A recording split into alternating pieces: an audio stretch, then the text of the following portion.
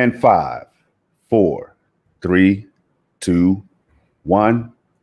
Welcome to another episode of the Revolutionary Storm podcast with myself and the Stadia Revolution. This episode 14 is upon us, y'all. Yes, sir. And there's a whole lot to talk about as usual. I feel Red, man. First of all, how are you doing today? I am doing just fine, yo. I am. I'm waiting on a delivery from Amazon. Y'all know I do. Luna. Y'all know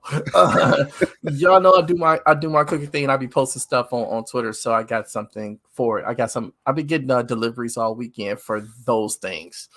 And just briefly, I made some amazing lemon pepper wings yesterday, and that's how I'm gonna do it from now on. The way I learned how to do it yesterday, so it's awesome. So yeah, now what's good? What's good? What we got going on today, Storm? Oh man, in no particular order, man. We have a whole lot to talk about. We're gonna be talking about the latest community blog post, man. Games for kids, man. Stadia loves kids. The Rainbow Six event that just happened. Yes, some and Rev, so many more things, man. Madden 22, you name it, it's gonna be in here today. So with that being said, man, is there any gaming you want to talk about? Because once we start rolling, we're not gonna look back, Rev. Any games you want to talk about that you played? Any achievements that you got this week? Okay, so I finished Epic Story Type of Chronicles, right? Okay. I'm still working on getting all the achievements on that because I think it's reachable. Yep. I think it's attainable. I can do it. I just have to just put a lot more hours into the game in order to get it, because a lot of them are progress based. But I finished the actual game part of it, and I'm telling you, that game is pretty underrated, man. It is criminally underrated, and by me too. So I'm thankful that Stadia Pro exists, because otherwise I would not have played that game and enjoyed the time that I had playing it. It was awesome. And then we had the new pro games. We're going to talk about that. We had the new games launch on the platform, and then within that we got a new pro game on that Paw Patrol Mighty Pups Save. What is that? Save Adventure Bay. Yeah. I couldn't remember that name, whatever. Yeah, but that's it. So I played that. I put a couple hours into that game, and I got it's 30 achievements in that game. Yep. And I'm across the halfway border, across the halfway mark. So I got 16 achievements on it. I didn't get a chance to play it yesterday because I spent the day with with my girl or whatever. But I'm going to get back on that today, because I think I'll have a chance to finish it off and get the other 14 achievements that I need to get. So, but I'm gonna tell you, for a kids game, that game is actually pretty fun.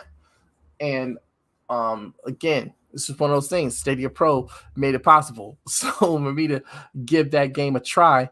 But I'm going to try my hand at Killer Queen Black. All the other pro games that we got for the month of August. I'm going to get into Grime more, because I just gave it a brief run.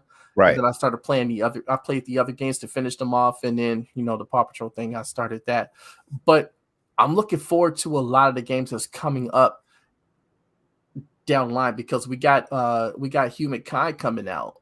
And though it's not the type of game that I would play, just because of the the PC builder thing, I'm really excited for people that like those games.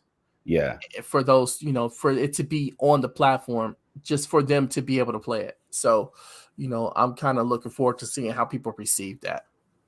That's what's up, man. So with that being said, I've been hopping around, man. I played a lot of Call of Duty Black Ops Cold War on Series X PC. I played Control, of course, man. Running better than ever for some strange reason. I don't know. It just feels good every time I jump on Control, man. Play some PUBG, Stadia, and all that good stuff, man. Played some. I played something I can't talk about, and boy, was it fire! Oh man, was it fire, man? That's all I'll say about that one. And I also played some Naraka something that's on PC. It's a game on PC, and I know the title is Naraka.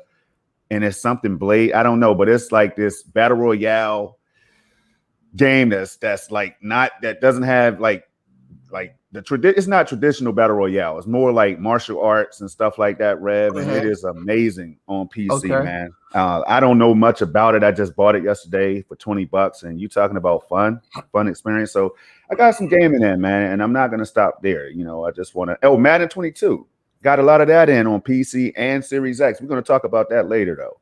But for right now, let's shout out the people that's here, Red. Let's do it. Got Christopher Torres and Wrong Yeezy. I'm sorry, Wrong Yeezy. We got Wrong Yeezy first in the building. This boy right here, Project Storm, he's nobody. Don't pay attention to him. You know what I mean? To say. Christopher Torres is in the house. In the building.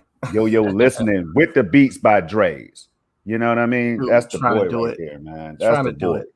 All right, we got Bulls for Life in the building representing the Shy. Best name ever. Man. I tell you. Best name ever. We got this dude right here who killed me on Rainbow Six, but he's my brother. I'm telling you right now, I always talk about your boy. Ray Sherrod is in the building, man. West Coast from west to east. Ray Sherrod is a beast. Hey, let me say something real quick, man. Y'all gotta give Ray his flowers, y'all. You know, I'm just telling you, while he's here to enjoy him and while he does his thing, man, y'all gotta give him his flowers, man. The boy does. You're right. Let's take 3 minutes, man. Let's take 3 to 5 minutes. Let's go. No. Why do I say that? Why do I say that? Because let me tell you something. Ray came into this community, and he was so, welcoming and genuine with everybody, right? Yep. You know, he helped so many people do things with their channels and stuff. You know, like for me, I turned around and helped him with some of his stuff. You know, we talked, and he's just been a genuine good guy. You know, donating to people's channels and stuff like that, supporting the community, and then he started doing his own thing. And then you know what he did? He did the Luna thing, the right way, in my opinion. Right. Like he get out there, he just started just streaming content for Luna on Twitch and stuff like that. And then you know what happened? What happened with that was Luna reached out to him, and they backed him up. Yes, sir. And that became a thing. They created stuff for him or whatever. I think it was it Avatar or something like that. I don't know what it was, but they had a really good back and forth. But you know what Ray didn't do? What didn't he do? When he got that love from Luna, he didn't turn around and use that to bash Stadia. He still stayed a part of the community, and he still supports the community. He still supports plays the games on Stadia and stuff like that. But you know what? He was getting a lot of love from Luna, and so he went there with that too, and he supported them back. And that's but see, that's how stuff is supposed to be. You don't have to use one thing to trash another, and Ray is shows people that you can do that without being a jerk about it. And so you just gotta appreciate that, man. So you got everybody type in a 1 for Ray Sherrod, man. Ray Sherrod, man, hit that 1, man. Y'all know what it is. Ray is out here doing big things, but I got a different story about Ray Sherrod, and I'm gonna try to keep it as short as possible, man. Me and Ray, we kind of hit it off from the beginning, man. The brother was passionate like I wasn't afraid to shed a tear for Stadia and the game and gaming itself, man. He got emotional about this stuff. He's passionate about it, right? So Ray introduced us to his fam and everything, man. Ray's out here in everybody's streams, in everybody's events. And I'm gonna give you an example of that. Ray Sherrod was just on the Stadia Rainbow Six Siege event that just happened, right? What did he do? Humble Ray praises Stadia, thankful for the team. Thank you for having me on. Oh, I'm so, that's Ray. I'm so appreciative. That's this dude, man. You can tell how he was brought up. I'm serious. You can tell how he was brought up, man. I got to shout it out. And then lastly, after that, I say, let me check out G Millie. Let me check out the boy G Million. Who do I see, Rev, on the panel with G Millie? I'll go on Ray Sherrod. So that's it, y'all. We're going to keep on moving, but I just want y'all to know why we highlight Ray Sherrod the way we do, man, because that dude right there is leading by example. However humble he is, we have to say it, man. We have to say it, man. So that's what we do. We watch this stuff. We see this stuff, going on with the community and everything, and we want to tell people, like, who are the people that's out there that's really being like pillars in the community and stuff like that, and doing some really, really good stuff, and doesn't sit there and get themselves involved in all the drama and the BS like I do. So because I kind of dwell in that area, and that's my job. Let me stop. Man, that's your job. You said it. You said it right. You said it right. Let me stop, because I'll go in. But it's people like Ray that's out here. It's people like Cloud Gaming Dad. It's people like John Scar. People like all these other people, all these other streamers and stuff out here. The guys that do the streaming content, you gotta appreciate them. People like Project Storm. They game, and they game everywhere else. But they don't sit there and just take a crap on this platform, because they play it too, and they appreciate the what is bringing to the table, just like they appreciate what other ones are bringing to the table too. So you just gotta highlight people like that, because they don't get enough love, in my opinion. So Rev, it's easy to do, and it's so easy, man. Well said. It's so easy to do it. That's why we just do it, man. Like I always say, hit that subscribe button for everybody. You could be mad at me, you could be a hater. But if you bring some content that I want to see, I'm hitting that subscribe button, and I'm gonna leave it alone. I'm not gonna unsubscribe because you said something bad about Stadia. I'm gonna hit that button, and I'm gonna leave it alone. You know why, Rev? Why? Because it's not taking any life out of my body, man. Facts. I hit that button. You make content. Go ahead. I respect you. You work hard. We don't have to see eye to eye. I'm hitting that follow button, and I'm not gonna unfollow you. I'm gonna hit that subscribe button, Rev, and I'm just gonna leave it at that. That's all. And I'm going to turn notifications on if you're making Stadia content. That's for damn sure. But anything else you want to add before we jump into these topics, man? Here's a teaser. Bang. Yeah, like we just had the Stadia community challenge thing, the summer community the summer community championship. I know you want to say it backwards.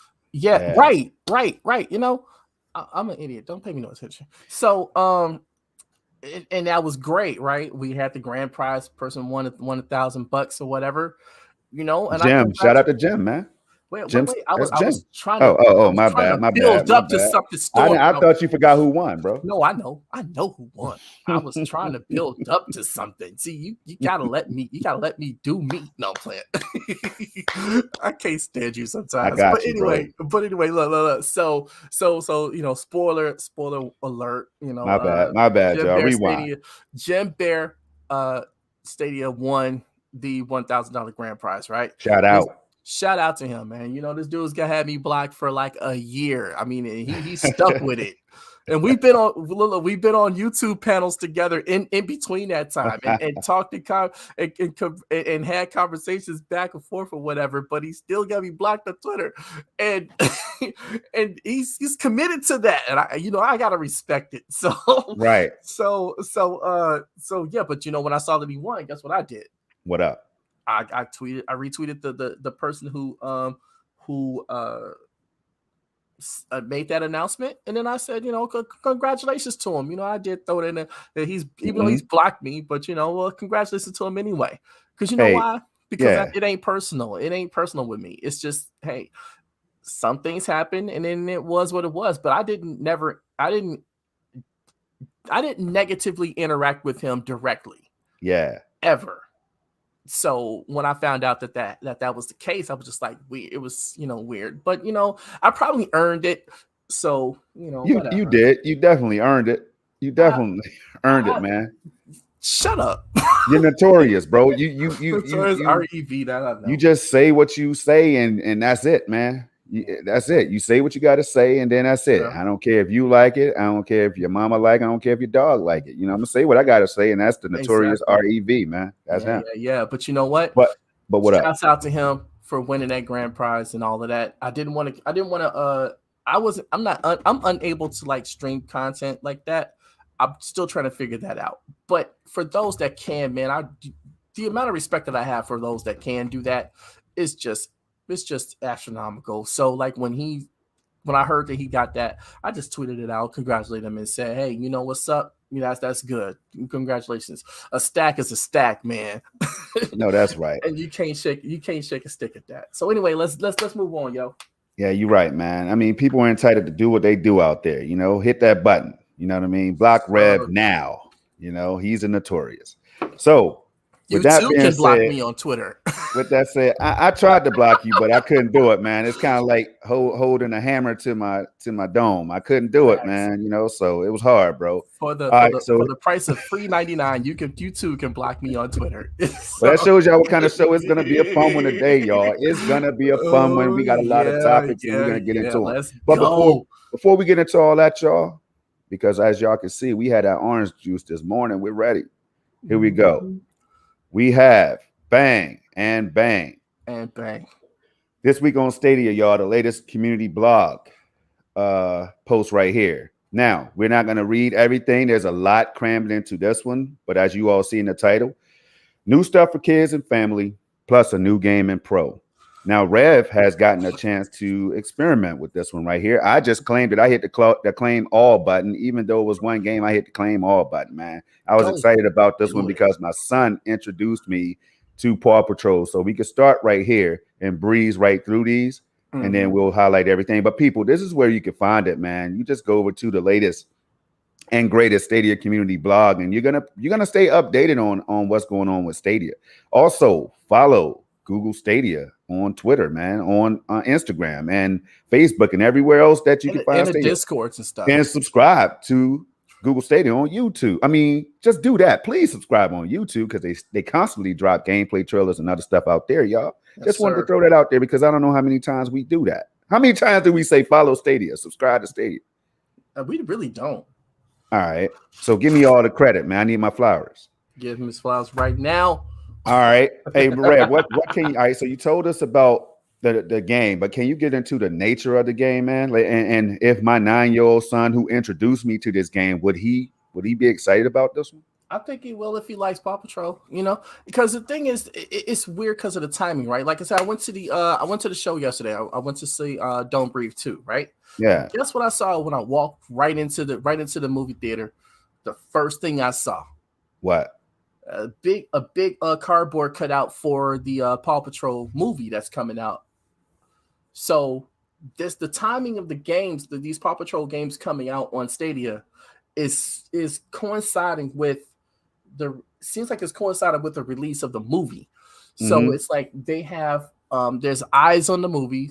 There's a whole ton of kids that's gonna want to go see it, and then they say, hey, there's a lot of Paw Patrol games on Stadia. Let's if the parents discover that, hey, they got all these games on Paw Patrol on Stadia. Boom, boom, boom. They can say, hey, look, you like the movie, you'll really like this. You'll like the games, so you can play the video games or whatever. So I think it's strategic.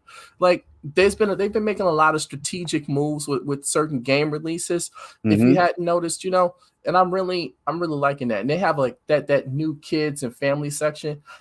I think one of the best games in there is still I haven't looked at the section now, but I think SpongeBob should be in there.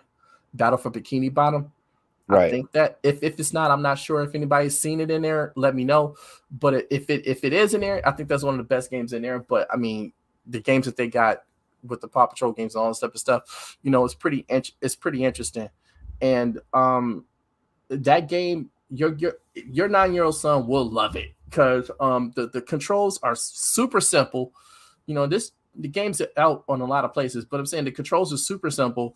There's nothing complex about it, like at all. It's just pretty straightforward. It's interesting. It's it gives you a slight bit of a challenge if you're of a certain age. You know what I'm saying? If you're a kid, give a kid a slight bit of a challenge. I can see where certain things would be a little bit of a challenge. But if you're just like, an older gamer like myself, this is something you could just play and unwind and just have a good time doing. Just get those achievement points. Yeah, and just have a good time playing it without anything stressing you or you having to concentrate too hard because everything is just super simple. So, it would be something, to just get yourself into it, claim the game, and then see how it works from there. Right. Gotcha. Now, with that being said, man, as you can see here, they have another one right here, Adventure City calls, that's going to be coming. Also, Gigantosaurus, the game. We've already talked about this one a while back, and I actually went to see some gameplay on this one. It also looks like another cool game, man. It Yeah. reminds me of the Spiral games and stuff like that for some reason, man. I don't know. It seems fun. It seems like it's going to be a perfect game for kids to pick up and play as they stream it on whatever device they want in their home. Now, going back up, Rainbow Six Siege, we don't need to talk about this. We're going to talk about this one later. Believe that. Right. Assassin's Creed Valhalla. The Siege of dude, what? We're not doing that.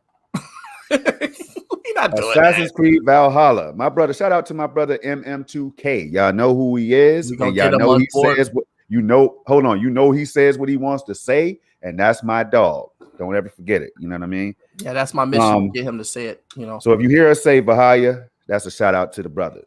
All right, Foreclosed, a game I was looking forward to. I saw some gameplay in depth on PC. And then I was like, hold on, let me see now. Let me see what it's all about. The game looks good. It's not highly reviewed, Rev, right now, from what I see on Metacritic. And we'll be talking about Metacritic a little bit later on in the show, too. Yes, sir. But it's not highly reviewed like that, as far as I can tell. But it's a game that looks cool, looks interesting in the cyberpunk world and all that stuff, man. So make sure y'all give that a look. Check it out. Forget about these review scores. Try the games yourself. Stadia has a great return policy, Rev. Have you ever taken advantage of that? Yep. One time. What game? Tomb Raider Definitive Edition. Oh, no. Yeah. Well, I bought it for $10 and I was thinking about, well, it's fine. But then it went on Stadia Pro, right? Yeah. So, and I hadn't actually started it yet. And so I was like, you know what? Let me test the system out and see how that works. So I did it. I refunded it and then claimed it on Pro. And I was like, oh, shoot, the money was back like within seconds. I was like, dang, okay. So like, I know if I ever have a problem with it, with the game down the line, I know, because I used that as a test subject to figure it out. And like I said, I only spent $10 on the game, so it wasn't like it was a big deal. Got you. Now, I want to breeze through this, man. I returned Serious Sam 4 and Outriders and maybe one other one that I got on Ubisoft Plus that I had recently purchased. I think it was Far Cry New Dawn. I think I accidentally purchased it. But anyway, shout out to Google Stadia for having a dope return policy. I know some people have issues sometimes, trying to, get refunded on certain titles or whatever. But Stadia has been great. They've been great with me. And, I'm hearing good things from others that their return policy is one of the best in class, Yes, sir. So, all right. So it says this Friday, you'll find a new category, kids and family, within the Stadia store. It's a place where grown-ups and kids alike can find family-friendly, age-appropriate games, including many based on favorite movies, shows, and franchises. We're launching kids and family. With a bunch of games, including 5 titles from Outright Games that are hitting the Stadia store. It hit the Stadia store on the 13th, which was 2 days ago on Friday, y'all. So do check out the store. Now, we don't have to highlight all of these. We don't have to read the rest of this, but here's some of the games. Ice Age Scratch Nutty Adventure also was another interesting one that looked fun to play, man. Kids are going to have a blast, Rev, is all I'm saying, bro. Yeah. Anything else you want to say on this before we move on, bro? Yeah, Foreclosed is looking good at $15.99. That's all I know. Yeah, and man. I may have to pull the trigger on that, but I'm on the Stadia website right now, and I'm looking for that kids and family, and I just found it. So I'm trying to see what all games are listed on there. Yeah. What do you think about these prices, bro? You think they're fair enough? You think they need to be a little lower? Because, man, do we know that prices are the number one complaint when it comes to new Stadia. Some people that seem to be interested in Stadia, they always complain about the price points, man. What do you think for kids games? For the kids games, I think the game prices that I'm seeing in this category, right? I think what's the most expensive game I'm seeing here? We're seeing 2 for $40. Ice Age. Wait, what's okay? Paw Patrol, the movie Adventure City Calls, is the most expensive one that I see on there, and they don't have SpongeBob in that. That's crazy. No, the prices seem fine for me. Okay, so you have no problem. I mean, the kids are worth it. The kids are definitely worth it, in my opinion. Got Family Feud for $30. I guess that's why they never put that on Ubisoft Plus, because they would put it in a new category. That's interesting. Now, see, one thing go ahead. I wanted to point out this one thing, man. I don't worry about these prices right here for the people that think these are high, because one thing we've learned about Stadia Pro, being a Stadia Pro subscriber means that you have the luxury of being first in the front row for the pro sales, the pro deals, and they come so frequently, Rev, that we can't even keep up, man. So yeah, I can almost assure you that some of these games from this list right here, if not all, one day will be discounted at a price that you will find appealing. Now, with that said, the kids are worth it. Pay these regular prices right here. That's what I would recommend. Pay these prices for the kids. 13, 14, 15, so okay, so I'm just looking through the list. It's like 16 games in here so far, and 1, 2, 3, 4, 5, 6, 7, 8, 9. I got 9 of these games either claimed or purchased already. Oh man!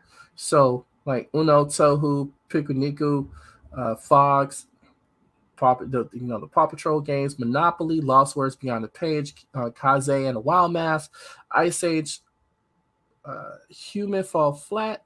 That's a pretty interesting game. My son, he played that one. He kind of liked it and fell out of love with it kind of quickly, but I think it's funny. The community played it. They had fun on it.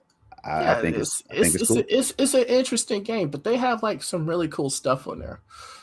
Just in general, not just not just the whole family thing, but just as far as like a general game that you just want to play. They got some stuff in there. And I have them before that. I have a lot of those games before the category was even created. So, like El Hijo, that was a pro game. I still got to get it. I still got to start that game. Remind me to do that. Yes, sir. So I think right now, I did have banners set up, man, but I have only one screen right now. I normally have 2 screens, y'all. So you got to bear with me. I have just one display. I'm lost today. So, but we had this big event, man. Yes, sir. That came up. And as you see it right here, we're going to get more into it. Like I said, we have a section, we have a banner for it. But right here, as you can see, that they had they had free play days, which we talked about recently. The last few weeks, we've been talking about free play days and things like that, man, and how valuable that is. Right, how valuable that is to Stadia and its users or whatever, right? It's consumers. Rev, with that said, man, as you can see right here, it says free play days are back. If you're a Stadia Pro member, get all the Rainbow Six Siege. You can handle starting Friday, August 13th, y'all. Yes, sir. Until Monday, that's tomorrow, the 16th at 4 a.m. Pacific time. Grab your friends and get ready for 5 versus 5 competitive shooting with the tactical team twist. You can also enjoy cross-play with friends on PC. And with cross-progression, you can save and share your progress too. All right, to celebrate these free play days on August 13th from 10 a.m. Pacific to 12 Pacific, Stadia team members will play with creators and the community in Rainbow Six Siege. Check out the schedule below. There it is right there, y'all. The rest of it, YouTube, Twitter, Facebook, and Instagram, as I pointed out earlier. Check Stadia out over there. Now, as you see here, we might know some of these people, Rev. We might know some of them. Yeah. Now, just looking at this picture right here, before we get too deep into it, what does this mean to you, man? What does this picture right here mean to you, bro? You know what? See, you want me to go into a thing. I don't want you to get too deep into it, man. We got to talk about it. You want me to go into a thing. Okay. So I got a couple thoughts on that. And people are gonna be like, really? That's how you feel about that? But it's all for a point, right?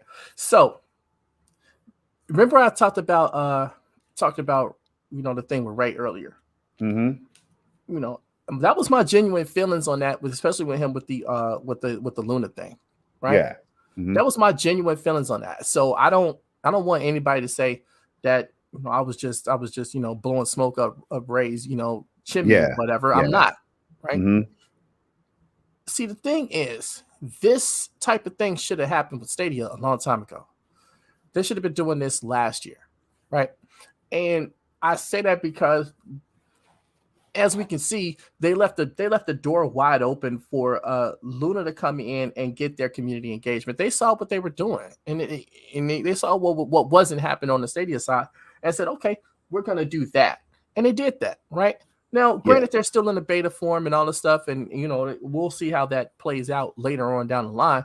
But Stadia left this door wide open by ignoring the community for the most part when it comes to doing events like this. They did eventually they did eventually start doing a lot more community outreach and community engagement, and they hired some people like Shaka to do a lot more of that community engagement and stuff. So, and the community managers like Chris and Grace, while they got promoted to do other things, they're still managing the community.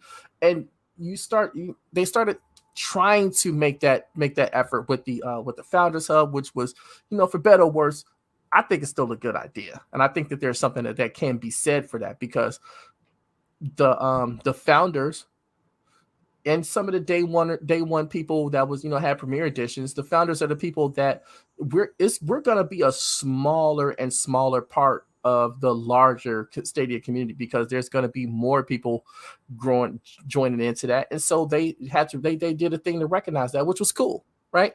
They had a couple of founders events and stuff, but the general outreach for the Stadia community was largely not a thing. And that was a glaring thing when they started using like other content creators and stuff like Juggernaut. Shout out to them. Kyrian, what was that dude name? I can't think of his last name.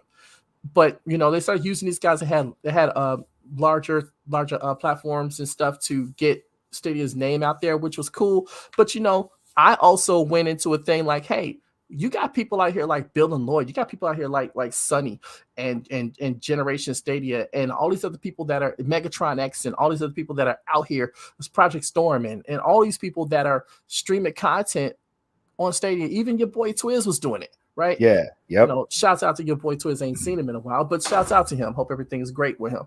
We had people that were out here. Eddie, Eddie was doing things.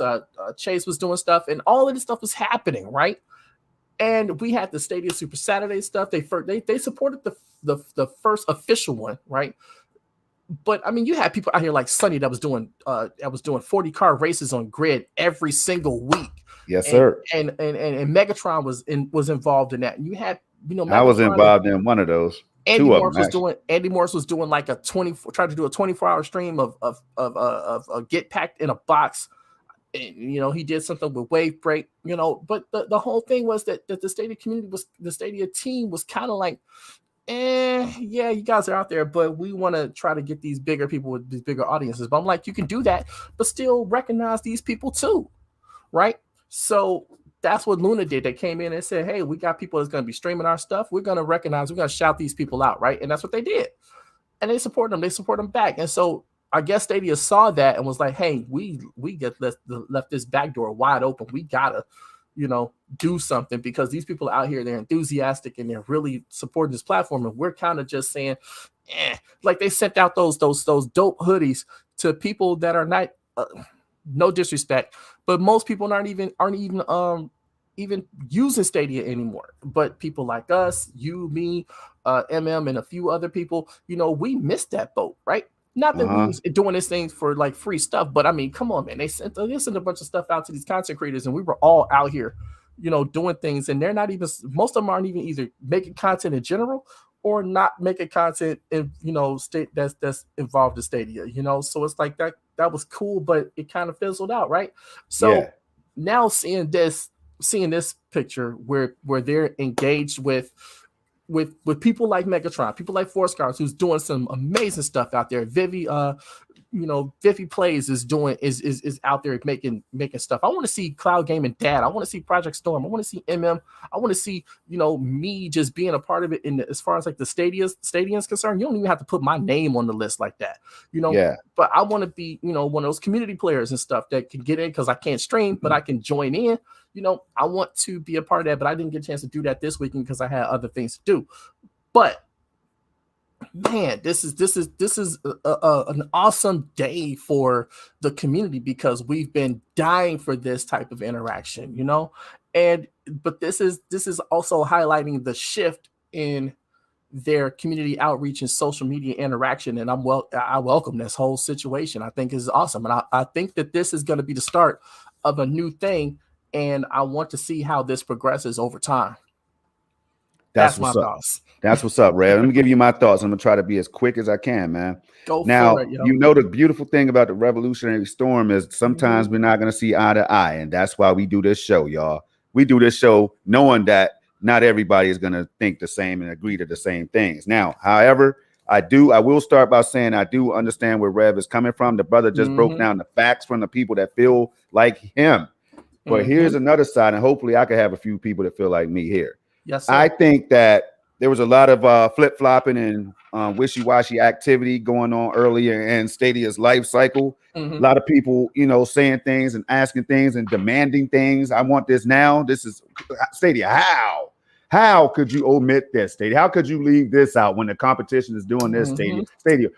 Why are you not sending me sending viewers to my channel, Stadia? Why are you not giving me free swag? Why are you not hitting me up in the DM? When I hit you up in the DM, it was a lot going on, man. There was a lot going on. So if I'm Grace Yang and Chris at the time and the team that was back then and handling business and trying to engage the community and doing all that stuff, which we saw that was stressful and difficult for Grace at times, that kind of let me know, damn, for one, they're human beings, man. They have, and then two, they're learning, and three, the platform is growing, and four, they have to learn who's really with the platform, man. You got to weed out the ones who are imposters. You gotta recognize the real, and then you got to try to find a way to then engage with them. And I think that's what they were doing the whole time, because I go back to what Grace said at one time in a tweet where she said, we're always listening. Looking. We're always looking and all that. We're always looking. And I'd be damned if Grace didn't know who many of the members of the community, some who wasn't really 100%, they jumped in people's chats, some who wasn't 100% on board with Stadia. She was in there. She said, I know who you are. I know your name. Oh, yes, I know you. I jumped in the stream. Hey, Project Storm. I mean, I'll never forget that, bro. And this is what I'm saying. So with that being said, Rev, it had to be hard to manage who was really positive and who was beyond, who believed in Stadia versus who was going to use this for whatever gain and some other things, man. You had a few people, and I'm not saying that was all people that left Stadia or whatever they did, man. They had their own reasons for doing whatever they did, whatever. You're damn right. You're damn right. So that's what I'm saying. So if I'm sitting back and I'm gracing all of them, and I'm the community managers and all that stuff, social media presence and all that, I'm going to be like, let's just see who sticks around first. And then we're going to involve the ones who really ride with the platform. Now, that could be going crazy. Nobody has to agree, but I just wanted to put that out there, Rev, and I appreciate what you put out there, bro. I'll back your point up, though.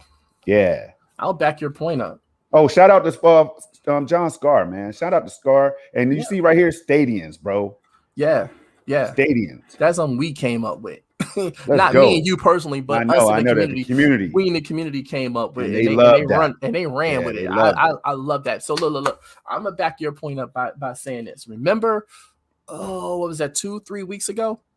When they put out that post that said, hey, they put out the tweet that said, hey, can you name some of the Stadia content creators and blah blah blah. Oh yeah. And all the love that not people are praising Stadia, but the praise that the content creators and all these people got just from the community itself, and not even saying, hey, Stadia should give them a lot of love. Like, no, these people were just getting so much praise from everybody in the community, and that's what that was one of the best tweets that they ever put out, and not because they put it out there, but because of the comments and the retweets and the people that just tagged and added everybody and just told why these people were so good and so great for the community and this and the other. And now, because of that, we see, because they know they worked with Megatron X before on one of the Stadia Connects.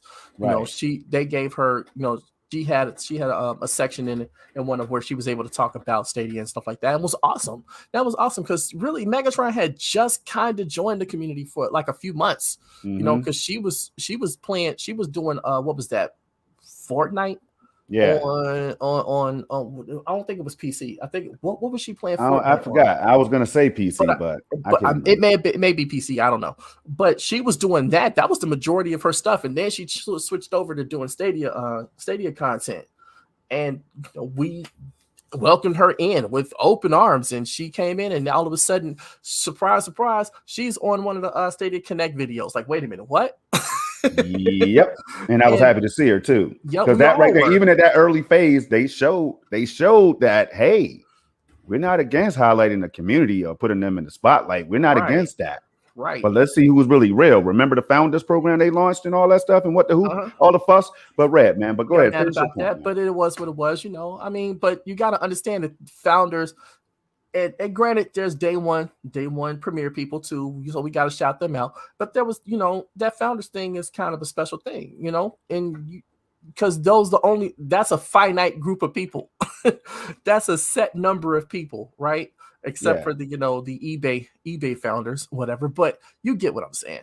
So, so now you see Megatron X name up there. You see Vivi Plays up there. You see John Scar up there, and then you see Stadiums. That means that's the rest of everybody else that whoever want to join in, and that is a welcoming of us, and I appreciate that. So, but to back your point up even further. Just to back your point up even further, you see the tweets that they're interacting more, not just having the canned tweets and whatever, Right. They said, we don't have any information. They still have those, but you see them being a lot more Wendy's like when it comes to if you've never followed Wendy's on Twitter, you should do that because they do social media right, and everybody tries to copy what they do.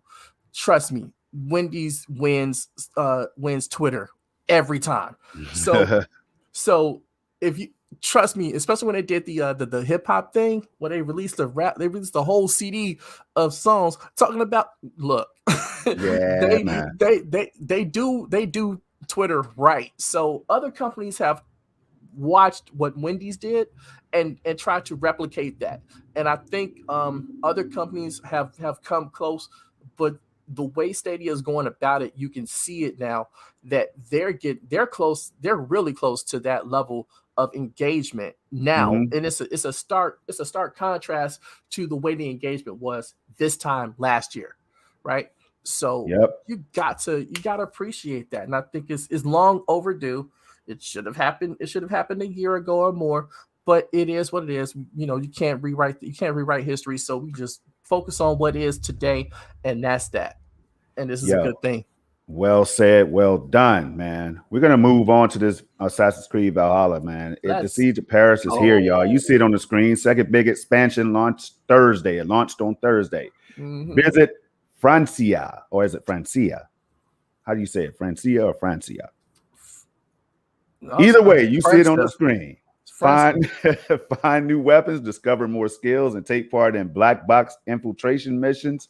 Assassin's Creed Valhalla the Siege of Paris is coming as part of the I hate reading in past tense, Red. You know what I mean? It came as part of the season pass included with gold and ultimate editions of Assassin's Creed Valhalla, right? And of course, Assassin's Creed Valhalla Ultimate Edition, including Wrath of the Druids and upcoming Siege of Paris, is included with Ubisoft Plus, which I have on Stadia for those who are subscribed. That's all for this week. See you on Stadia by the Stadia team. All right, Assassin's Creed Valhalla. Are you ever going to give it a chance? Oh yeah, I got it on my I'm eventually going to play it. It's on my Ubisoft Plus, so that will happen. That will happen. So don't at me. I am definitely going to play it. But Valley Chip 1515 had a comment. I just wanted to Valley Chip is in the building. Valley Chip is in the building. Yo, let me stop the damn show and tell y'all who Valley Chip is real quick. Man. Okay. If y'all don't know. You do that. Matter of fact, I'm going to say that for the Madden segment. I'm sorry, Valley Chip. If you're around, I'm going to break it down then, bro. We're going to be talking Madden 22. But let's go. Let's go. No, you said that Stadia needs a better Twitter promoter. That's the point that I was making, but they hire Chaka is I'm assuming she's one of the people that's behind the Stadia Twitter now. She's doing a fantastic job of handling that. And, could their promotion be a little bit more present? Yes. That can always be, the case. Then that's for any company, right? Yeah. But they're doing it. Like I said, if you look at the engagement from this time last year, from year to year, If you look at the engagement, it is 1,000% better. It is 1,000% better. So gotta give them the props when it's due. That's all I can really say. Yeah, man. Shout out to my homie, my brother, MM2K. That's my dog, man. I just gotta say it one more time, man. Do now? He's out here giving me my flowers and everything, man. But he's right about this right here, Red. Because so far this is a killer conversation, and that's how we try to do it here, y'all. We just try to be with two brothers, just trying to chop it up as real and direct and raw as we can, man. I mean, this is what we do, man. And it's fun that way. It's fun that way. That's all I'm gonna say. Y'all don't even understand. Shout out to Valley Chip, the #1 player on the Stadia leaderboards, is in the building, man. This is what I'm trying to tell you. You talk about connection and stuff, Red. Connection. #1 player in the world, man. I respect this game. I do a couple tweets, live streams and everything about Valley Chip. Yes, sir. Valley Chip returns the favor by stumbling across my xCloud content and dropping a comment in the comment section praising my skills, man. Even though he beat me, but it was a competitive game, and I'm learning, and I'm highlighting it, and I'm learning, right? And I'm like, damn, Valley Chip deserves that #1 spot. Yo, it's all love up in here. So y'all got to understand, when we talk Madden 22, it's going to get real, man. The #1 player in the world is here. We also have Niggas We Go Hard that stops by whenever he wants to. He's the #5 player in the world. I'm still ranked somewhere in the 80s because I don't play as much as I should. But to be #1, my rank is about 100,000. So yes, sir. Don't add me. Man. All right. What do I see? Valley Chip is about to get me lost. I don't know what the hell. Where am I, man? Hold on. Here we go. Because I'm going to get to Madden right now. That's why I'm lost. So yeah. Let me catch up on the tweets and everything. The comments. Let me catch up on the comments. Rev, do you have anything else that you want to throw out there while I'm just going through these comments? Because I don't want to get too far behind when we start talking Madden. Hey, you know what? Congratulations to Valley Chip for that. That's right. For that #1 spot is hard to get. I get you. As a former Madden player, it is what it is. Leave me alone when it comes to Madden, okay? You go handle that section. That's all I know. But Squid's in the building. You gotta love that. And who else? Yeah, he said he's lurking while working. So like I say, man, we look, you guys don't understand. We have these conversations like all the time, and we go back and forth with this. Like y'all don't even see like the raw conversation we have on when it comes to this stuff. Oh my God. Because we want to keep it a little bit more family friendly for everybody, but still give our real takes on all of this stuff. But the conversation that me and Storm have about this stuff outside of this show, man. Look. Oh, it gets real. You want to be in those calls? We need to open up a Google Meets or something, man. We need to do something to get more people in. So much fun. That'd be so much, but there'd be more people talking, and then they wouldn't be able to, get that authentic raw stuff, But it said, do those gym start with the skin seeds do anything or just cosmetic? That was just I don't know. And so Michelle Parks is in the building, y'all. That's why I highlighted her so long. You know what I mean? She's always showing love around here too. Come from out of nowhere and sticks around, shows love every week. You see her in the Nerd Nest chat, my chat, anybody else's chat. I mean, the other day she was the only one watching me, conversating with me when I was playing Control. Man, made me feel so good. Michelle Parks, we love you. We do. We really do. So Ray Sherrod is in the building. We're gonna keep on moving, y'all, because we got banner after banner after banner. So yes, sir. Let's go. The next one, food for thought time. This is a new segment that we're gonna implement. Gotta update that. Oh. That original F8. The F8. Oh, let me fix that. Let me fix that, Red. But go ahead and do your thing while I fix that. We doing this now? I thought we were gonna do this a little bit later. Man, let's do it now. Let's do it right now while we're on it. Yeah, why you don't want to do that? Let's do it right now, man. Let's get into it. Hey, look, this is not a Stadia. It's not Stadia related, but it is, right? Because it's all about context. And how about this?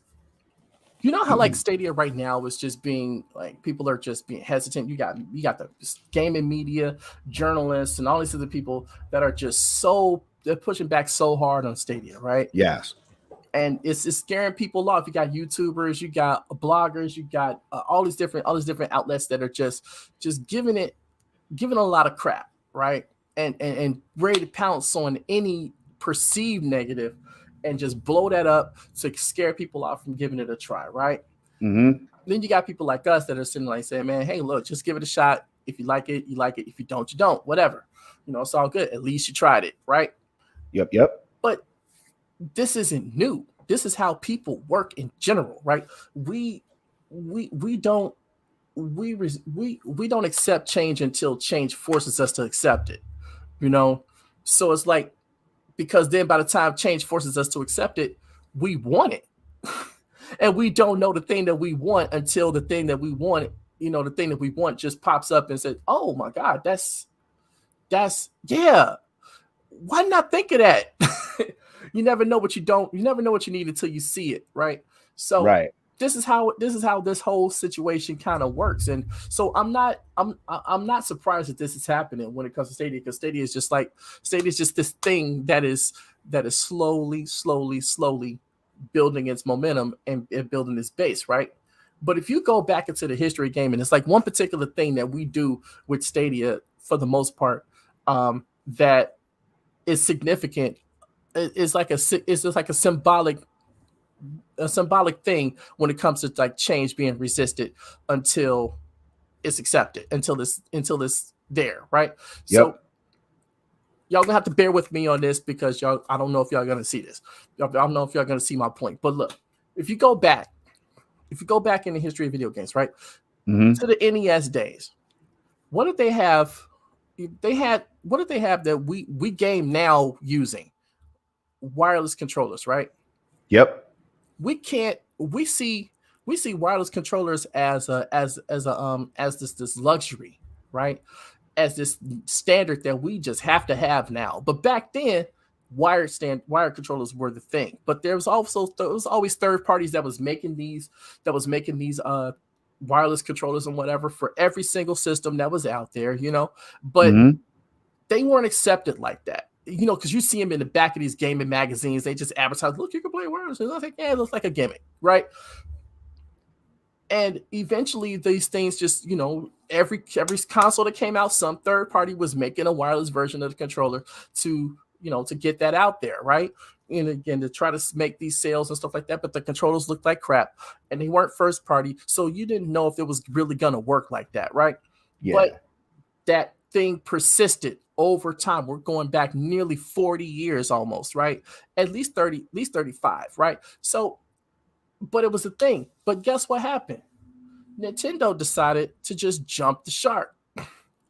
They jumped the shark and brought out the Wavebird for the GameCube. They just said, you know what? We're doing that. And it was like one of the main, it was like, I think it was one of the first party wireless controllers. And that thing worked amazingly well, right? It laid the groundwork for what we do right now. That controller was awesome. I had it on my GameCube that I had, and man, I'm playing games with it, and there's no issue doing it. There's no issue playing it. There's no input lag. There's none of that stuff. And that input lag wasn't even a conversation topic back then, right? When the GameCube was going on, when the GameCube was out there. But then you didn't see wireless controllers like that. You didn't still, take hold, right? If you looked at like the Dreamcast that was out there, Sega's last console, right? They had the extra long controller cords to so that people could sit back from the screen and from the console and not knock it over and stuff like that, and take the risk of breaking it, so that they could sit back, right? Microsoft sent people out when they were doing their R&D to for the Xbox. When they first brought that out, they sent people to the people's homes and surveyed them, watched them play games and stuff like that. And what was the thing that most people said, right? Most people said, hey, we like the idea of having a long controller cord, blah, blah, blah, blah. But if somebody steps on it, we don't want the box to fall off the shelf or whatever. So what did they do? They came up with they sent you by default with the Duke controller, a extra long controller cord and an inline release. So if it happens, boom, it automatically pause the game and you could just reconnect it and start playing again, right? But that was a precursor because the long controller cord allowed us to sit back further from the TV so that we can be more comfortable in our gaming environment, right? So next thing you know, the next systems come out. They still had those third-party wireless controllers, and people's just like, whatever. But all of a sudden, Nintendo came out with another system. And what did they do? They jumped the shark again with the Wiimotes, right? They were the infrared things, blah, blah, blah. But it was default. That was the default controller now, right? Wireless. They was default. That was their thing. And then all of a sudden, you get to the 360 era, you get to the to the Xbox One era, and you get to the PS4 era. What did they start coming? What did they come? They jumped the shark, and they just said, "Boom!" They just said, "Boom! We're doing it. We're doing it, and that's it. We're shipping these things with wireless controllers, and then that forced people to adopt that change, right? So now we got Stadia. Stadia shipped with the wireless controller for a cloud gaming platform. You can still use the plug-in option, but now you look at the plug-in option like this thing is this is cumbersome. It's uncomfortable. We don't want that. We don't want the wired controller no more. We don't want that wired experience. We want the wireless experience because that is the best way for us to enjoy gaming. But you see, the thing is that the evolution of that mentality happened over the course of 30-something odd years, right? Now, granted, Stadia doesn't have that long to make this change, but the point is people are going to resist change until change forces them to accept it.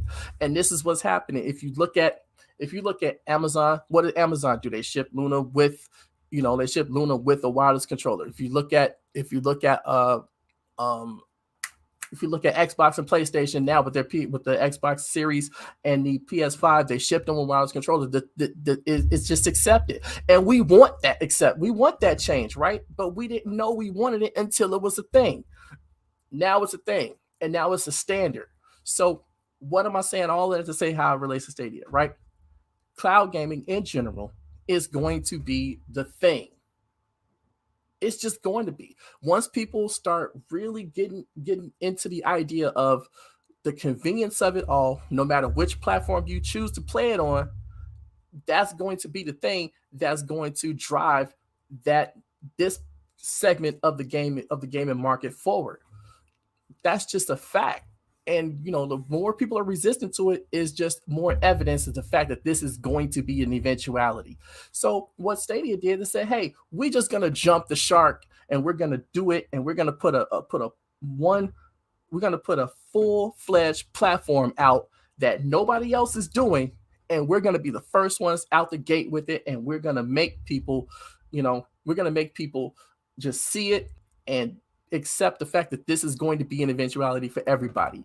And all these other companies are following suit. All these other companies are following suit. That's why, again, I say it all the time, Sony's invested in cloud gaming. Microsoft is invested in cloud gaming. Netflix is invested in cloud gaming. Amazon is invested in cloud gaming. Facebook is invested in cloud gaming. Walmart is invested in cloud gaming. Hotel chains are investing in cloud gaming. This is going to be a thing, and it's going to be a standard in the gaming market, in the consumer side of the gaming market at some point down the line. It's not going to happen tomorrow. It's not going to happen 2 weeks from now, but down the line, this is going to be the thing. And we're not going to want to have that box. We're just not. And the only people that are going to be able to take that box away from you is the people that make the box. And they're only going to do that because you're going to want them to do it. So this is just how it works. And while people are sitting there saying, Stadia's going to have to grow their market and all this stuff, and they're going to no, that's going to happen regardless. All they have to do is just hang in there. And as John Cena said, for the 1, 2, 3, this is going to happen.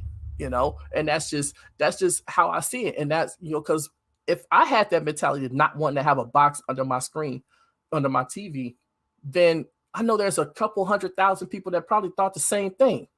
And if that 100,000 people that thought the same thing as me, they're probably going to have a million more eventually down the line. It's just going to become more and more accepted over time. And that's just me. That was your rant. And I know you guys come here for me to rant about stuff. That was your rant for the day.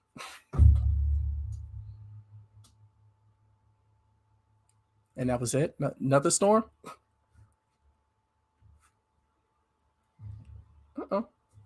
Did we lose storm?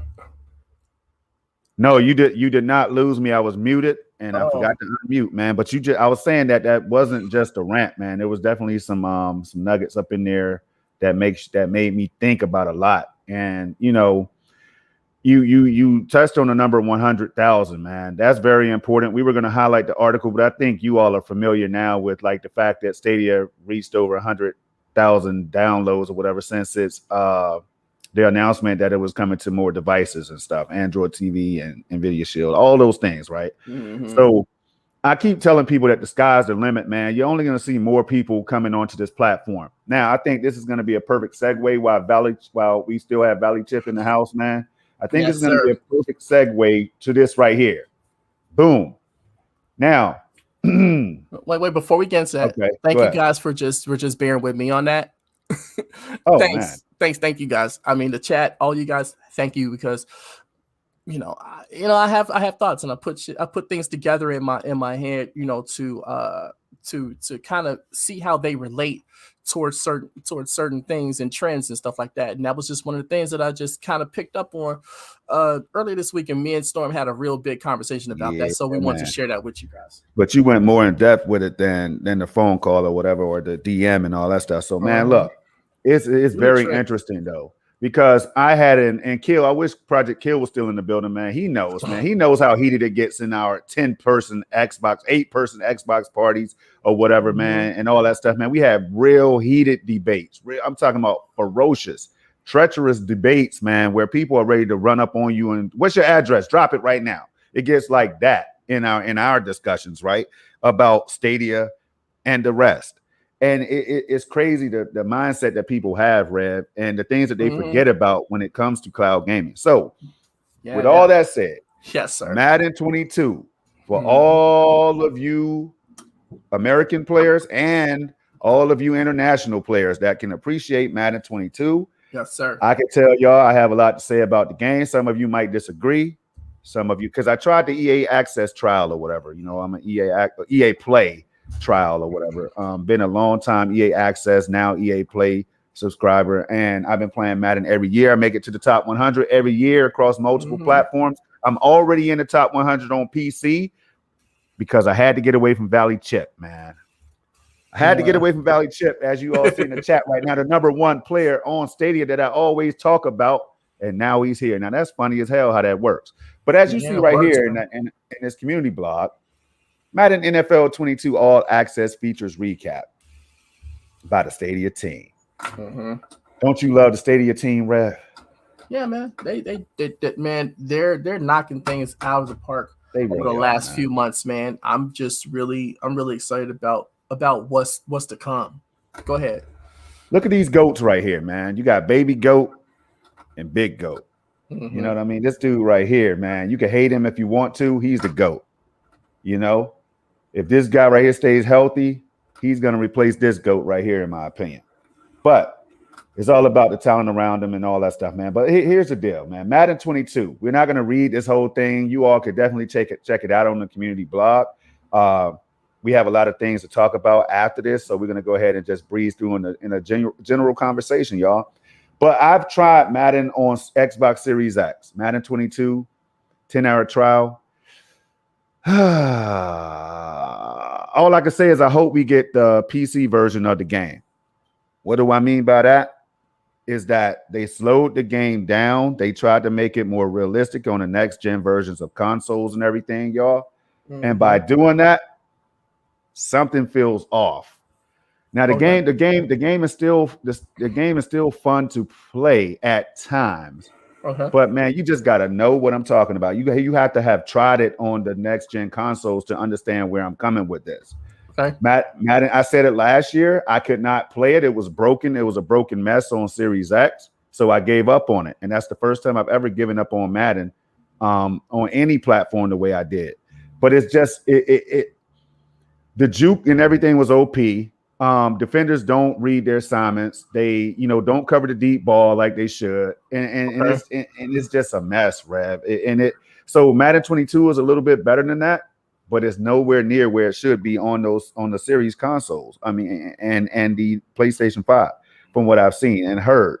I'm not the only one saying this, but people who play Madden are definitely talking about this, Rev. And the thing is that we put so many hours into this game year after year, bro, that I think we know a little bit about this football, you know? So with all that said, I hope and pray that we get the version that I play on PC right now, because that is the ultimate version of this game. Just like it was last year. We got the older last gen version of the game on Stadia, and people were kind of like, we getting the last gen version.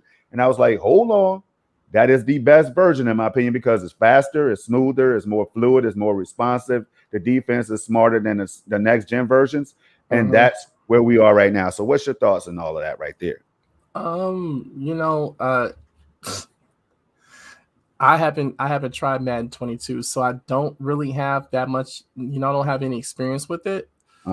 But I've been playing Madden since it was called John Madden Football, and I took a hiatus from that game. You know why? Know why? Yeah, I definitely know why. I'm not gonna get into that. But I played Madden 21. I thought it was pretty cool. But what you're describing in this game, from this experience, just sounds like typical Madden to me. I don't see what the issue is. Well, now hold on. Now don't be disrespectful. I'm not. I know. I'm messing with you. You talking about my Madden, bro. I talk about your 2K. I talk about your 2K. You talk about my Madden, man. Oh, you know what I mean? You don't want to do that because there isn't a 2K game around, and and Madden is why. So, but there isn't an NBA Live around, and it's either so is Karma. But anyway, you know what? Getting back into Madden last year, just playing it a few times, it was. I like the feel of the game. I like the feel of the game. I like the presentation, but there were still issues that I had with it, and part of that was some of the things that I had with it a long time ago. A lot of stuff ain't really changed with it, so I'm hoping that eventually we'll be able to get a good football game, and I want NFL 2K back. That's just me. So I'm gonna always have that. I'm gonna always have that thought in my head. Even if I get Madden 22, I'm still gonna want NFL 2K back. That's just me, my personal thing. Don't take that as a purchasing decision for yourself, right? If you want to play American football, get Madden, because that's basically the only game that's out there to do so. And so you guys got to live with whatever decisions Electronic Arts makes. I mean, there's no variety, there's no options. So, you just stuck with whatever game they choose to present you with. So right. That's just that's just my take on that, because I have this grudge against Madden for that reason. But if it's a good game, it's a good game. Now, you were saying that you didn't like the next gen console version. Oh my God, Rev.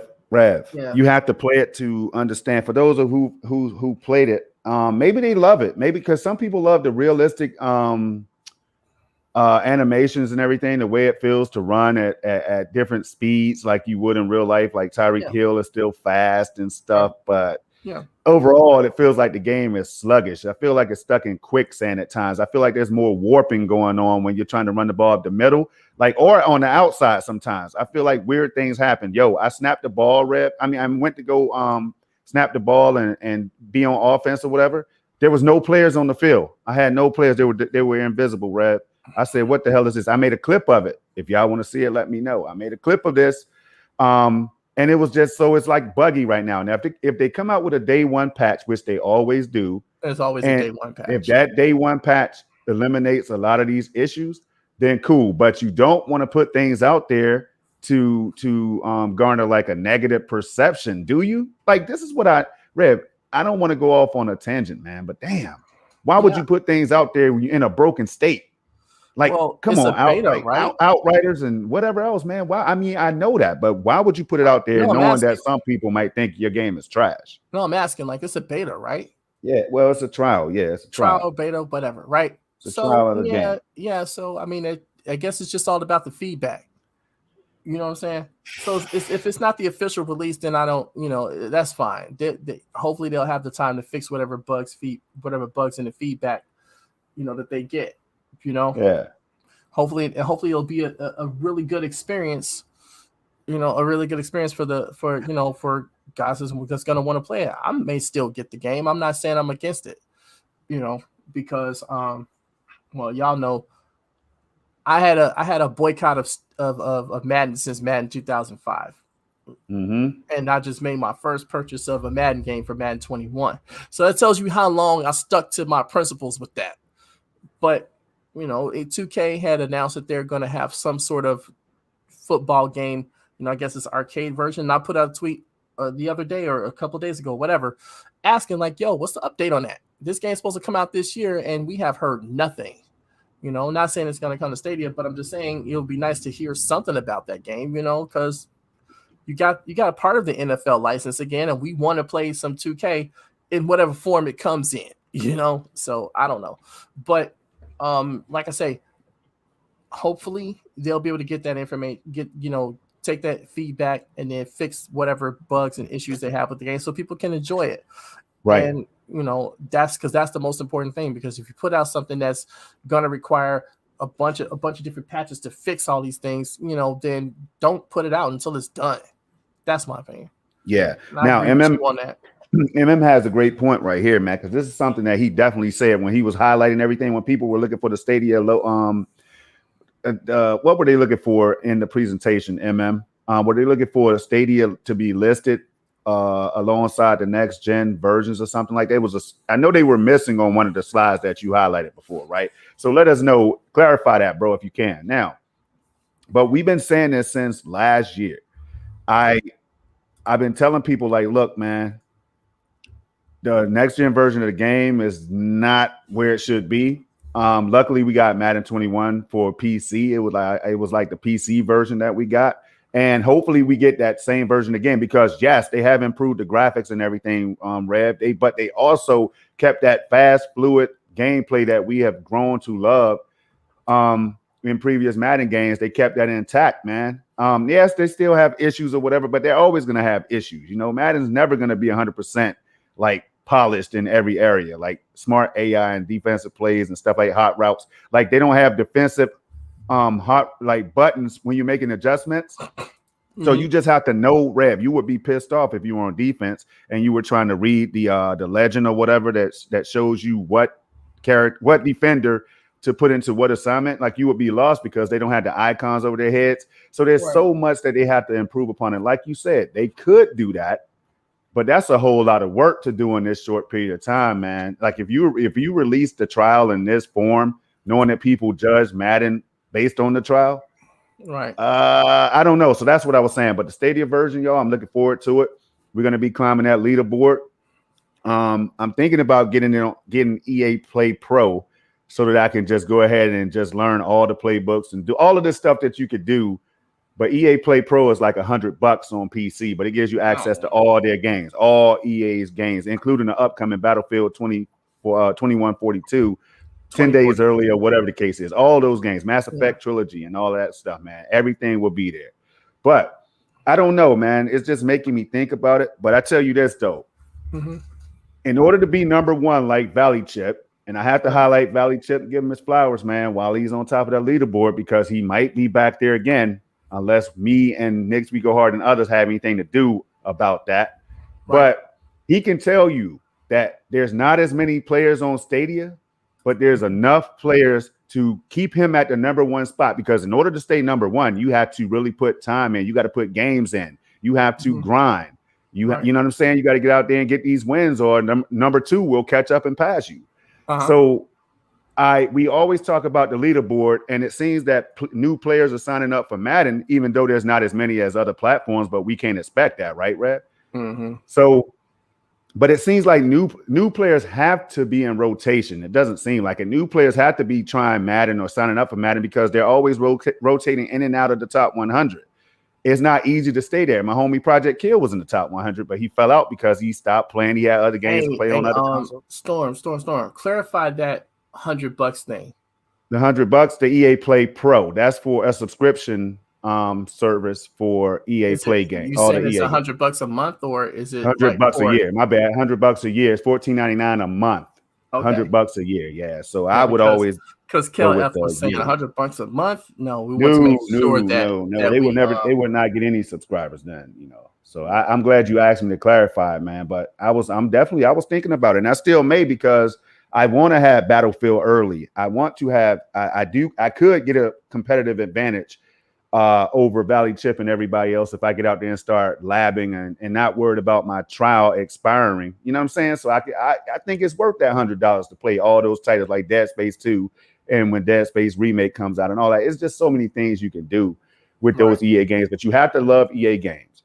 Now, it's just I don't know, Rev. I just hope that's what happens with this Madden, man. But we can move on unless you have something else to say. No, I'm fine. I'm fine. Move right along. All right. So let's see what we had next on the list. We had, hold on. All right, cool Stadia feature, y'all, that I didn't know about. So I'm assuming Rev didn't know about it. And Rev, you want to know what that feature is, bro? Give me 1 second and I'll put it up on the screen. All right. Bang. Tell me. I think I have it. I think I have it. Here we go. Okay. I'm gonna share. If you see anything in the chat, man, I wish you had the power to highlight things, man, to help me catch up, but I'll get there. Share screen. Boom. Got a comment at the end.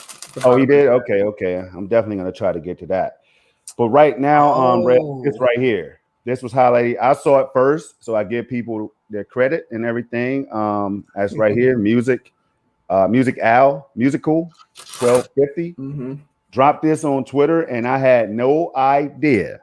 You could do this. I'm always telling people you must use your Stadia controller to take these beautiful captures and clips that I take during my streams, right, in 4K.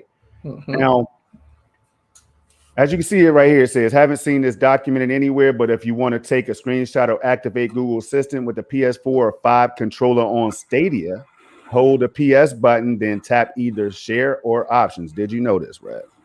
No. Neither did I. Then we had down here, I think it was Jim, Marcus G. Knight. You see people were commenting and everything, but I know that I want to say Jim. Joined in and said you could do the same thing on Xbox. I had no idea. So that right there, see, I wonder, this makes me wonder, Rev, is there anything else that's hidden, secret sauce and all that stuff, man? Man, there's a lot. If they made it so that you can pair these with the Google TV, then they had to figure out a way to integrate the native Stadia features into that. So that's a good thing to see. I had somebody, Rivy Dale. Shout out to Rivy.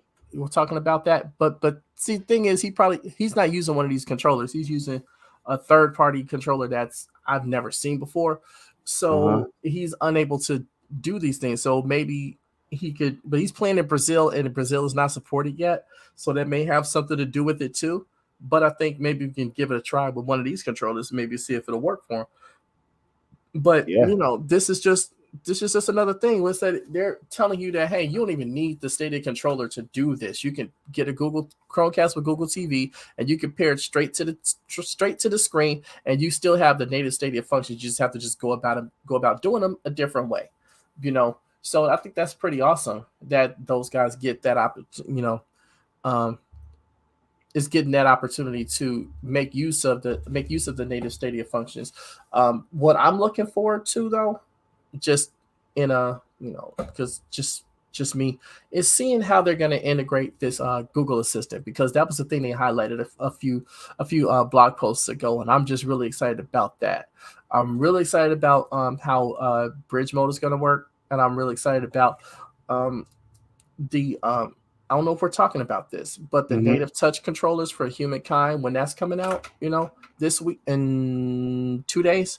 Yeah. So that's a new feature that's launching as well. The direct native touch controls on the screen. So that's gonna be interesting too. So I guess if since it kind of fits in with that, I just want to bring that up. But go ahead, Storm.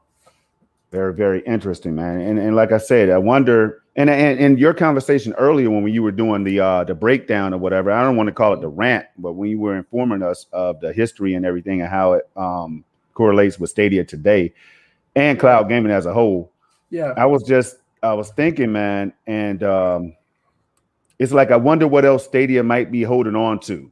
Like, do you think they have some secrets up in the lab, man, that they don't need to roll out yet? Because if you look at PlayStation, man, they pushed back Gran Turismo, which I didn't think was going to come out, God of War Ragnarok, which I didn't think was going to come out anyway. Because I'm like, why would they release all these bangers this year, knowing that they would have to follow up in the years to come, like after that or whatever? Why would they drop everything in 2021? So I kind of knew that some of these games were going to slip, Rev.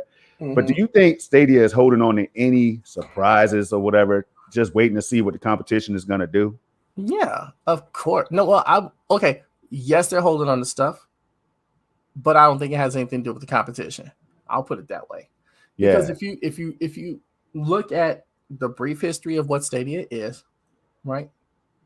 If you look at what the brief history of what Stadia is, you know right now they're working on some stuff that we're not going to see until next year sometime. And with that possibility just keeps me excited for this platform. I'm telling you, what is the thing I always say, Storm? Mm-hmm. What is the thing I always say? Well, this is the worst version you're gonna play. Something like that. This version version, ever gonna see. This current version of Stadia right now is the absolute worst version of Stadia you're ever gonna play. Why? Because they're gonna keep adding to it and keep making it better. So while we get to the next worst version, we're enjoying the hell out of it right now, and this is awesome. So, I know they got something baking in the oven, and I can't wait to see what that is, because it's gonna be awesome, and we're gonna be talking about it. We're gonna be right here, just breaking it all down. And now, will that have something to do with competition? I don't think it will, but other people may interpret it that way. I just think that this is stuff that whatever they're working on currently is just stuff that they were already working on anyway, regardless of what any other company was doing, because that's just how they operate. And see, I know you, Storm. See, you be doing stuff and you be trying to set me up.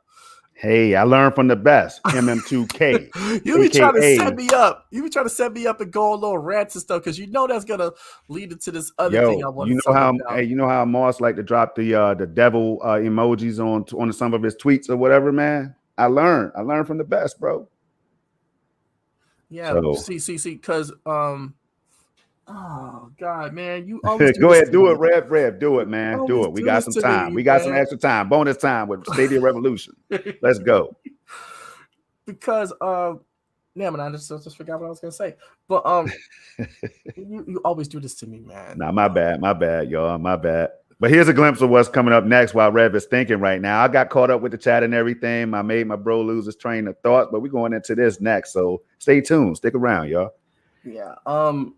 So the but we were talking about the secret, anything secret that they might have, and that they have things that they've already announced, Rev, like the YouTube being upgraded to the Argos chips and all that stuff that's going to help with faster 4K uploads and content delivery and all that stuff, and so many other features, man, that it blows my mind. So that's why I was asking you, because, bro, I could see them just sitting back like, yo, you know what? We'll release this in 2022 by fall or whatever, and that'll get everybody excited. Then going forward, we can introduce this in 2023 and beyond or whatever, because there should be Stadia. As long as there's xCloud, Luna, and others out here in the cloud space, we could safely assume now. I can't assure you of anything, but we can assume that Stadia is going to be in that race to the 1 billion gamers. It wouldn't make any sense at all for Google not to be there, knowing that they had the best technology in the cloud and all of that stuff that comes with it, YouTube gaming and all of this stuff, man, that they can have at their disposal. Yeah. See, but did your thought come back? Nope. But I'm gonna tell you this. I've had some conversations with some journalists over the last few days. Yeah. And you've seen it, right? We gotta understand that. We're doing a service to the community, right? Doing this show, doing our content, stuff like that. Other people are, when we write articles and stuff, and we're coming from the community, we have a responsibility to protect the integrity and the credibility of the content that we create, right? And the things that we put out there, because some people have decided to take a a stance of clickbait and being like a meme site just to generate clicks and stuff like that, you know. And I'm not saying this to be in disrespectful. You know, we've seen this stuff on YouTube and stuff like that all the time because they use that to, you know, garner clicks and stuff like that, which helps the algorithm and all of those different things that blah blah blah, right? And it's sad because this is such an amazing way to play games, right?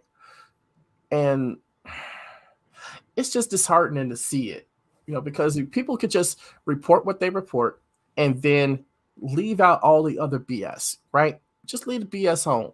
You know, Yeah. you don't need to tell us that they finally did something as if there was some sort of delay. You know, no, they did something. They did this thing when they said they were going to do it, and that's the focus that we should have when it comes to it. When it comes to like say the launch of Google TV, right? The Chromecast with Google TV. You know, there was articles out there that, you know, people have their opinions and stuff back then and then currently where they were saying that it should have, you know, the Stadia app should have launched with it. But you got to understand, Google is a big company, and they're going to put out the Made by Google side is going to put their products out regardless of what the Stadia side is doing, regardless of what the YouTube side is doing, regardless of what, you know, any other side, the website, the search engine is doing, right? So it's like they said, you know, I was talking with one guy who was just saying that they didn't have a game plan. Like, we don't know that. We don't know that they didn't have a game plan. We know that while what they were doing at that time, right? This is the thought that I had. What they were doing at that time was more important for the current state of Stadia, because what were they working on? The good stuff thing. They were working on the promo deals with YouTube Premium and all that stuff. They were working on the Cyberpunk deals. They were working on all these other deals, and they were also securing a deal with Capcom, apparently, you know. And then they had the 1-year anniversary launching, whatever. So if the Made by Google side has their product ready to go, they're not going to hold it up because one app is not working for it right at the moment. Right. They're going to put that thing to market. And they did. And guess what happened? 30 million people and counting bought it, and, you know, and they are enjoying it. And then what happened after that? You know, people ranted and like, oh, they don't know what they're doing. They should have put the Stadia app on. Why? Because why when the CCU works just fine? You know, why when the website works just fine? Good question. When the mobile version of it works just fine? Yes, you sir. Know, why not improve that? Also, they were doing the country expansion, working on getting that working out. You know, they were also working with ISPs and phone companies and cable providers, all kind of different things, and securing the TV deals at that time too, because that was announced in January. So it's like they were doing a whole lot of stuff on the Stadia side that had absolutely nothing to do with the Made by Google side, right?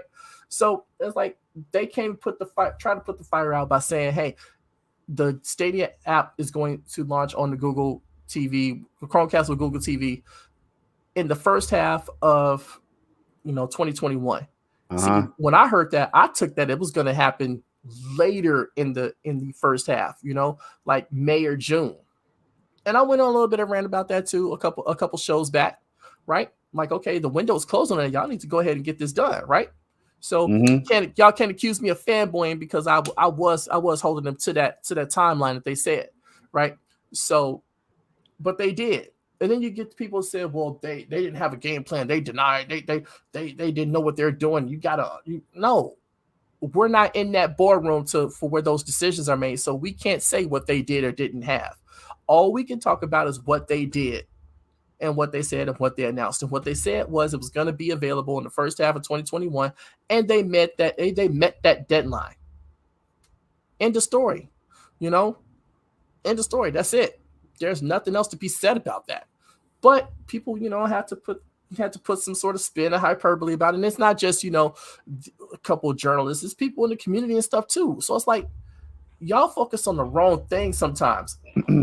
the right thing to focus on is the fact that they set a timeline. They met the timeline. It's out. It works well. It's amazing, and this is just the beginning of it, and it's going to move forward. And I can't wait to see what they do. That's perspective that people should have when it comes to those things, right? Yeah, when you get, just make sure I want you to touch on this right here about Roger. I want to get your interpretation of it. I'm gonna give you mine, but go ahead. My bad. No, it's all good. I mean, Roger has a point, and that's cool, right? Yeah, yeah. But you got to understand that they did so many things in under 2 years so far, and they've been working on a lot of things, So this isn't just something that they're not fully behind. Oh, I forgot. They closed SG&E, so you know what I mean. It's just doom and gloom somewhere down the line, whatever. But if you could just see all the things that was working on, when I put all that stuff out there, right? The journal I was talking to agreed with me, right? So you talking about in less than what we got in almost 2 months, right? In less than 2 months since it launched on the 23rd of June, right? In less than 2 months, it's got 100,000 downloads. Now, why is that 100,000 downloads significant? Why? Why is it significant, Storm? 100,000. Why is it significant? On the Chromecast with Google TV, why is 100,000 downloads in under 2 months significant? Well, it shows rapid growth to me, Red, but I'm sure you're going to have something else to add, my brother, because that's what we do. So it shows interest and all that good stuff. It shows that this is a strategy that Stadia had for a while, and they implemented that strategy, and now we're seeing results. But what do you think? The reason why that's important is because that is intention to play, because that's the only thing you can do with that app on the Chromecast with Google TV. Now it's got a million some downloads on like iOS and Android or something like that. I'm not sure.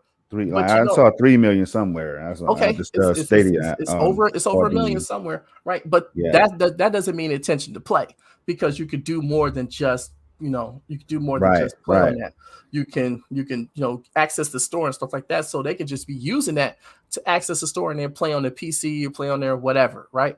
But when you download that app onto the Chromecast with Google TV, that is intention to play, because that's the only function it serves. So that's letting you know that this is being adopted by the people that are that get in the Chromecast with Google TV. Granted, it's a small number, but it's a number that's got a lot of headroom. It's got a lot of headroom, because why? Because there's like 30 million of these things out there already in the market. So if they're continuing to add to this and bake it into a lot of these different things, like with the TVs, the OnePlus deal, with the phones and stuff like that, the ROG phones and all this stuff in the Chromebooks and stuff, it's just going to be an eventuality that you're going to at some point activate that account, and that's what they're banking on. Yeah. Well, I'll tell you what, man, I don't want to give a reference that's going to offend anybody, but man, I want to go back to this Roger tweet right here, because what I took from it, I know what he's saying. Stadia has to learn before it crawls and everything. I mean, learns to crawl before it walks. And then when it learns to speak, man, could that voice be powerful? I'm talking about super powerful. When you're rolling out the infrastructure that they have already, when you are showing the power, your flex in marketing and promotions, which we'll get into in a little bit.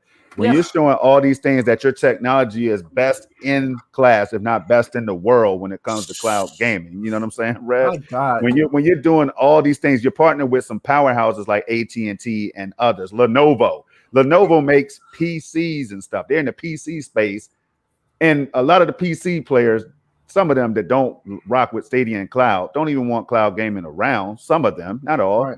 Right. But when you're making moves like this, man. Bruh, that's powerful. So imagine them really coming out here and flexing like I once said it would be. I kind of cautioned people and warned people that, if they ever decided to go out there and really flex, like turn up, for example, here's one example. xCloud and Luna and GeForce Now and all of you all over there doing 1080p, man, we tried to wait as long as we can, but our customers want 8K. We got to turn up. They can do that. They could do that before they get to 4K. 8Ka. You know what I mean? So these are just some of the examples, man. If they want to really just hit that switch on YouTube or start really, I mean, like feverishly going after those big content creators, and offering them a pretty incentive to promote Stadia. They have already been reaching out to content creators on YouTube. We're gonna highlight one of those in a minute, right? But Rev, it's scary, man. That's all I'm trying to say. It's scary what the potential was about, and that's why they need it dead. They need it dead now because Google's behind it. Google has know-how in other areas outside of cloud gaming that's gonna propel you this. Trying to do this. You're trying to do this now. You're trying to do this again. Look, man, don't do this to me. Don't be having me going off, man, because you know. See, we're gonna have to have a conversation about the nature of our relationship. Man, I mean, it is what it is, man. If you want to end it today, we can end it now. Episode 14. It could be all done, but do the people want that? We're going hard. Do the people want that? We're going hard like Knicks go hard. Anyway, do the people want that? So, oh God, man. So, but shout out to the people, by the way, man. Red, what the hell are we doing here if it's not for the people? If the people are not out here hanging out and giving their thoughts, it's not about me and Stadia Revolution. We tell you all the time, don't listen to us. Don't listen to our takes, MM2K. Don't listen to our takes, Clive Illington, John Scar, and Sonny, and so many us, Bill Lloyd, and Meg, and who, man, Jim, everybody else that we name all the time, man. Don't listen to us. Try it yourself. Storm, get involved. Do your research. Storm, I'm gonna say this. I don't think people really understand how Google operates, and I've learned this over the course of like the last 20-something odd years. Yeah, but I don't think people really understand. Google is not the market disruptor. They're the ones that's going to come in and blend into what's already there. And they're just going to slowly just be more and more an increasing part of what you normally do every day. Like, perfect example. People had emails from Yahoo, from MSN, from all these other, from Netscape, all this, right? Yeah. Way back in the day when email first came out, AOL, all that stuff. Everybody wanted, at their, they're at AOL.com, right? Everybody wanted that, right? Mm-hmm. What happened with that? Google launched Gmail with Gmail in a beta form, right? And then what happened? Most emails had limited space that you could save your emails. Since I've had my Gmail, I have never run out of space to store my stuff. And they used to advertise you have like 1 gigabyte of whatever storage space left, and then they would increase it over time. But the thing is, when I was a part of the beta where you had to send invites and stuff like that and have people sign on, now what's happening now? We're born with Gmail accounts, basically. Oh, pretty much. Everybody has a Gmail in some form or another, because you just can't not have one, because, if you have like an Android phone, you kind of have to have one, for certain things and everything. But it just in general, everybody has just accepted the fact that Gmail is there, and it's most likely one of the best email providers out there, right? So now it's just for a lot of people, it's their default. And I get surprised when I see people say they have an AOL account or an AOL email. They're still giving those out. They're still giving me AOL.com. Really? Okay. Yeah. Yahoo? Really? At Hotmail? Like, y'all still use that? So it's like, but Gmail is like, just there, right? So, but they weren't the market disruptor. They just came in and slowly built it over time. Now you got hundreds of millions of Gmail users, right? So then they purchased YouTube. I was telling people about YouTube way before Google purchased it. I was telling people about, how it works and what it does and how awesome it was. People were resistant to that, like way before the iPhone came about. Right. Mm-hmm. But then some movie, I forgot the name of the movie it was, but they had YouTube pay for an advertisement basically to have their YouTube logo as people watching a YouTube video. Then all of a sudden YouTube became a thing, and then Google purchased it, and now it's a part of their business, and everybody goes to YouTube now, right? Yep. YouTube has over 1 billion subscribers now, right? Just 1 billion users, and why? It's all tied to a Gmail account. Boom. Now you have Stadia has a couple million somewhere in the neighborhood of people that's either interested, using it, or whatever. Sorry, that's my phone. Let me get it. Go ahead. Keep your thought. And then eventually that's going to be the same way. It's just going to just slowly by osmosis become a thing. The market disruptor is not Google. The market disruptor is Amazon. Amazon is the market disruptor because Amazon is the one that's just going to come in and just bluntly hit you over the head and take over. Because what do they allow you to do? They allow you to sell on their websites. Amazon basically was selling books, was Jeff Bezos selling books out of his garage, right?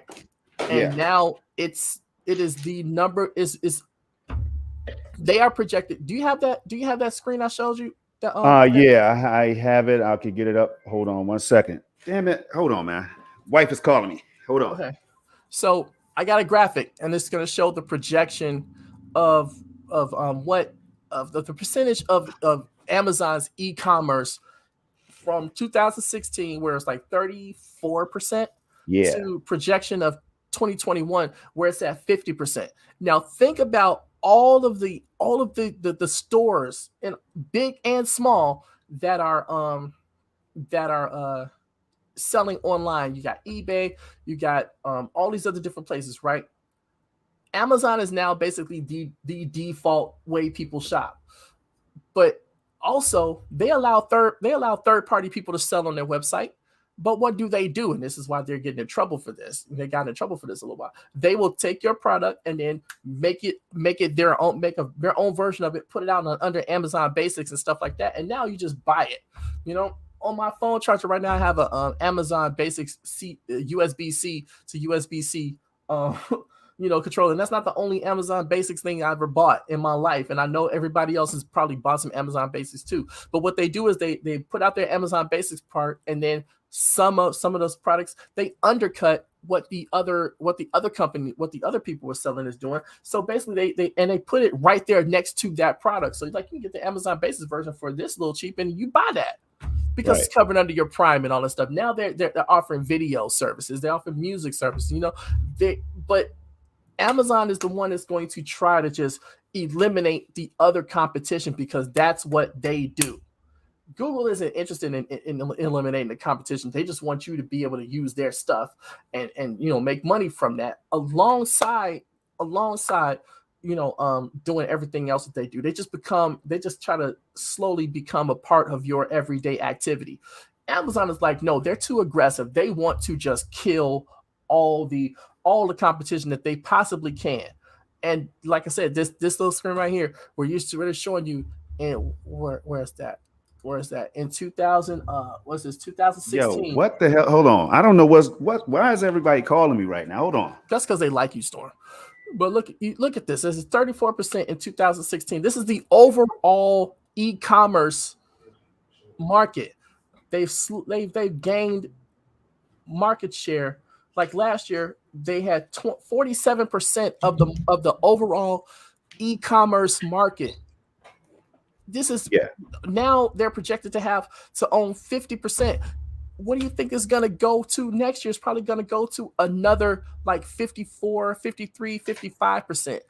That's what they do. They want to knock out as many people as possible. That's why you see a lot of mom and pop shops, a lot of brick and mortar stores going the way of the dodo bird, because people buy more things on Amazon than they do anywhere else. But that's what they want to do. They want to just knock things out. So when it comes to the gaming market with Luna, they're trying to do the same thing. They want to knock other competition out.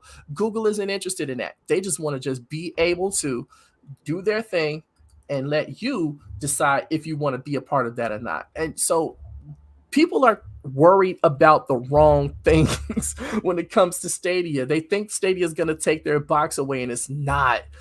It's going to, the box providers are going to do that, and you're going to want them to eventually, but Amazon is going to try to be the number one place once they get going, and they're going to try to eliminate everybody because that's what they do. So while everybody's not looking at Amazon in that way, everybody else knows what Amazon is trying to do. Amazon tried to buy Toys R Us a long time ago.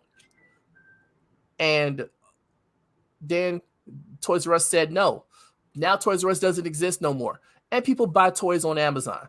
I mean, you gotta understand what's really happening, who these companies are, and if you know the history of these companies, then you would know that Google is probably the more safer bet because they're not trying to eliminate everything else.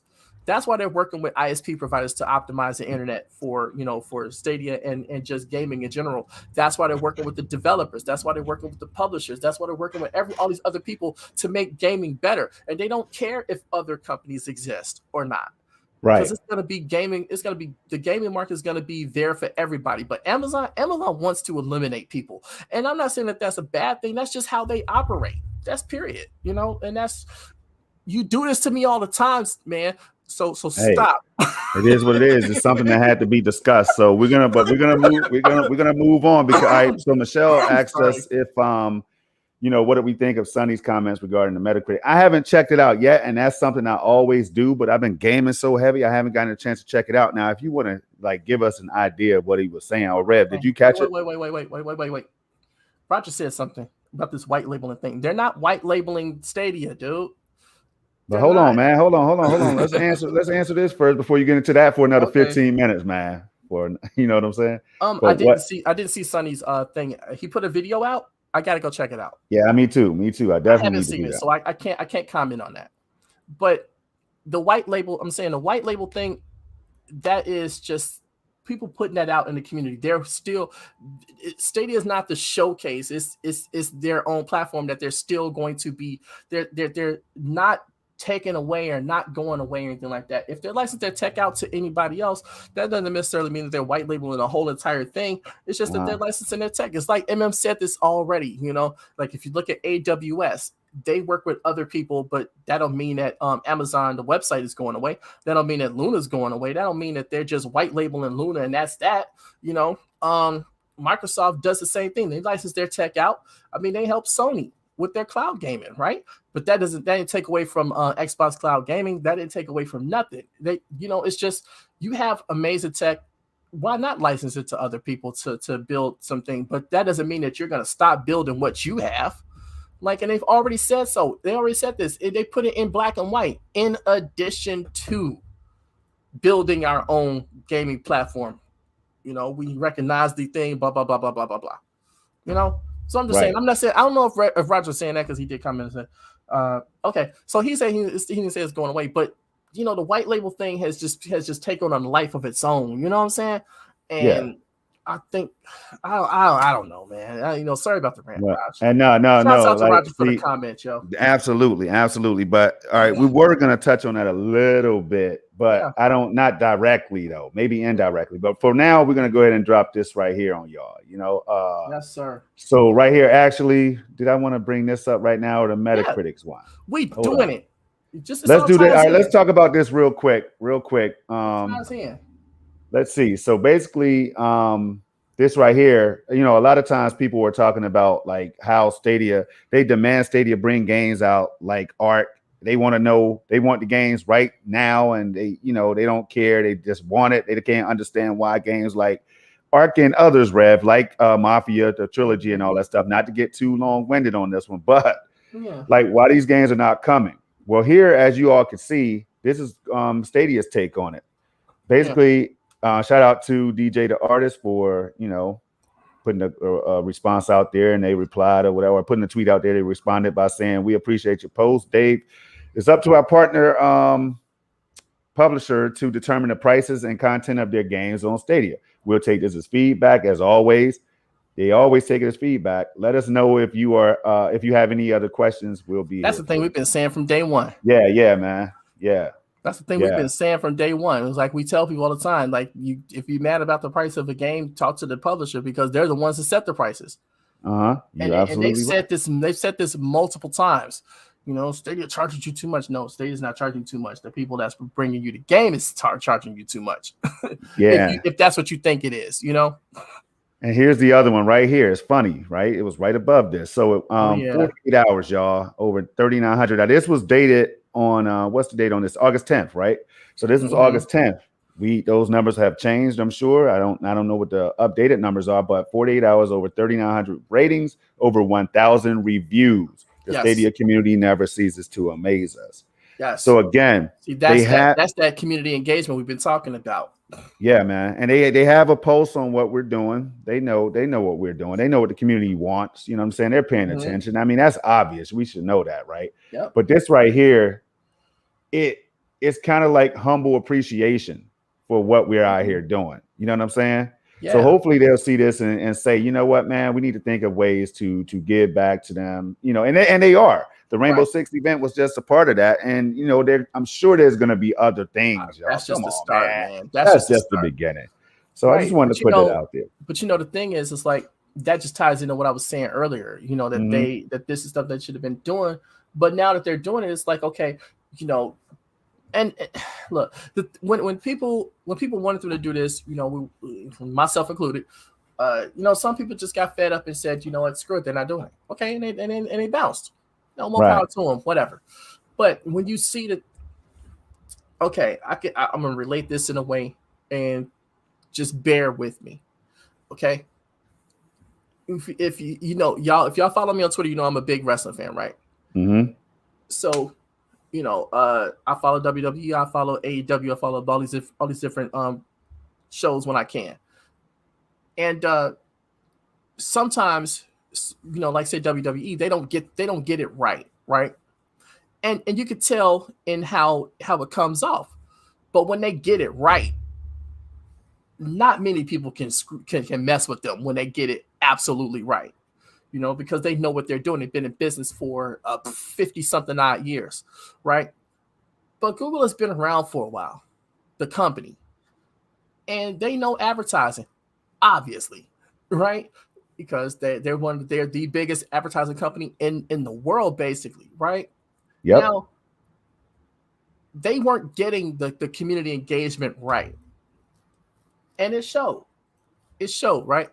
But but now they're getting it right, and when they get it right, not too many people can mess with them on that, you know, because they know what they're doing now. They have somebody that understands it. They have people that's getting it, and when they really put their foot down and say, okay, this is how we're doing it, man, it's gonna be insane, because even the small stuff they're doing right now is being very well received by the community and stuff like that. And that's all we wanted, you know.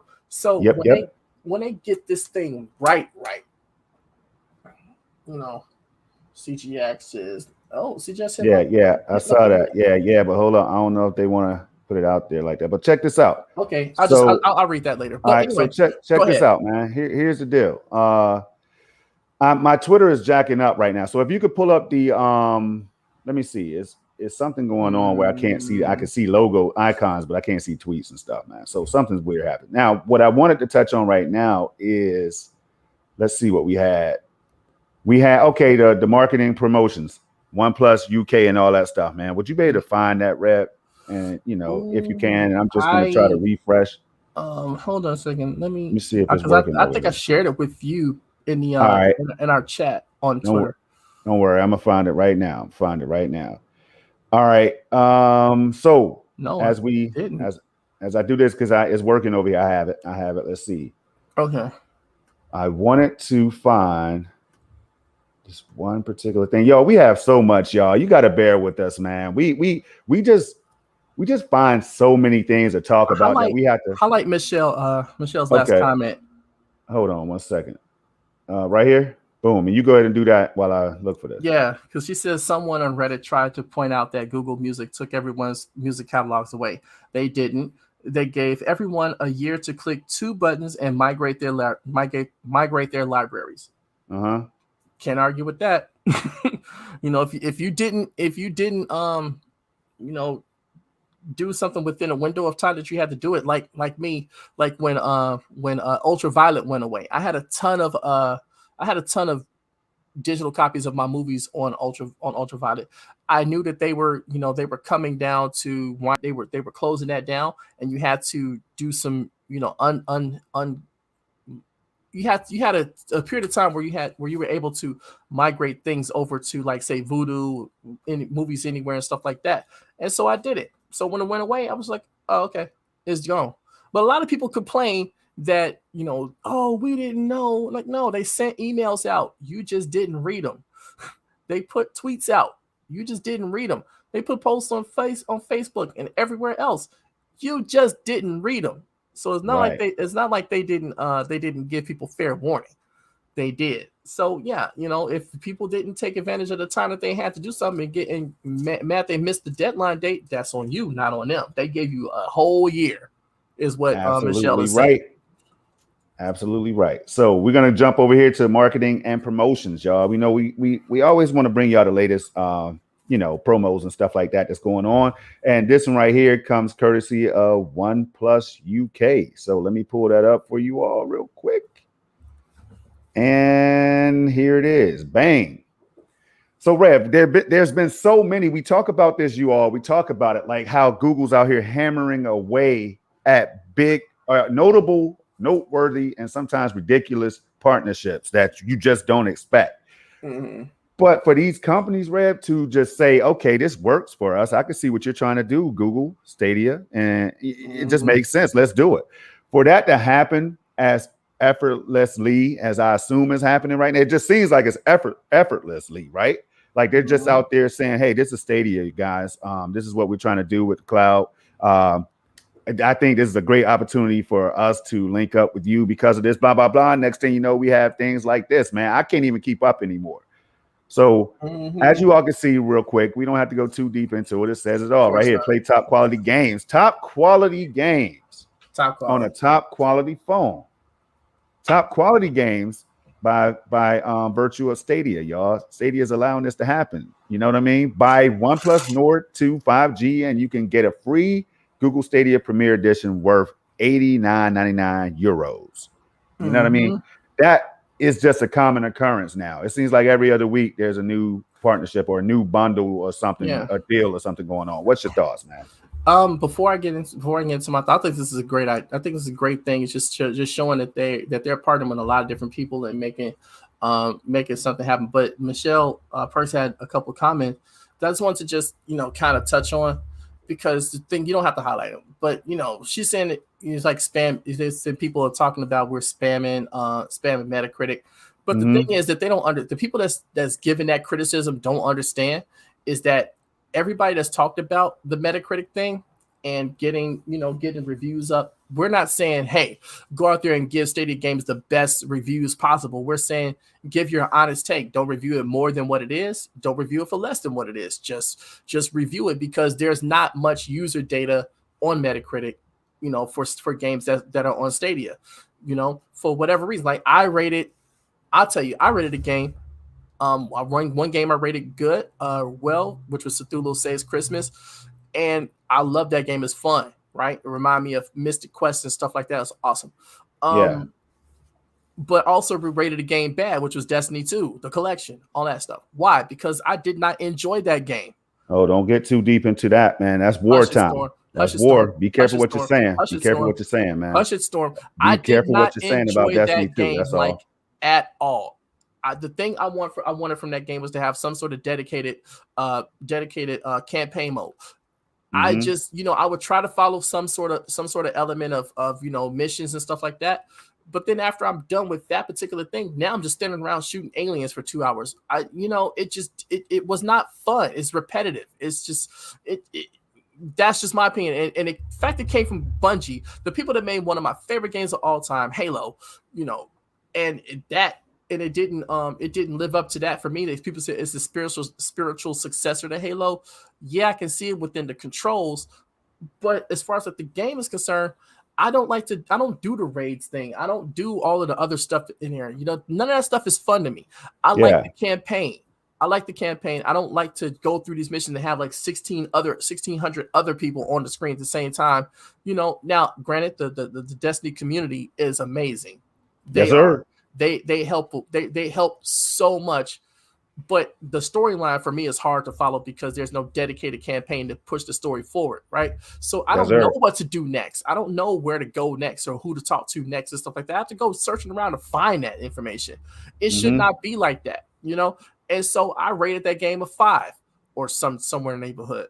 But that was my honest review, and I gave it the most honest review of what I could, from my experience. That's the only thing we're asking people to do. Give your honest review. it's not spamming Metacritic to make Stadia look better than what it is.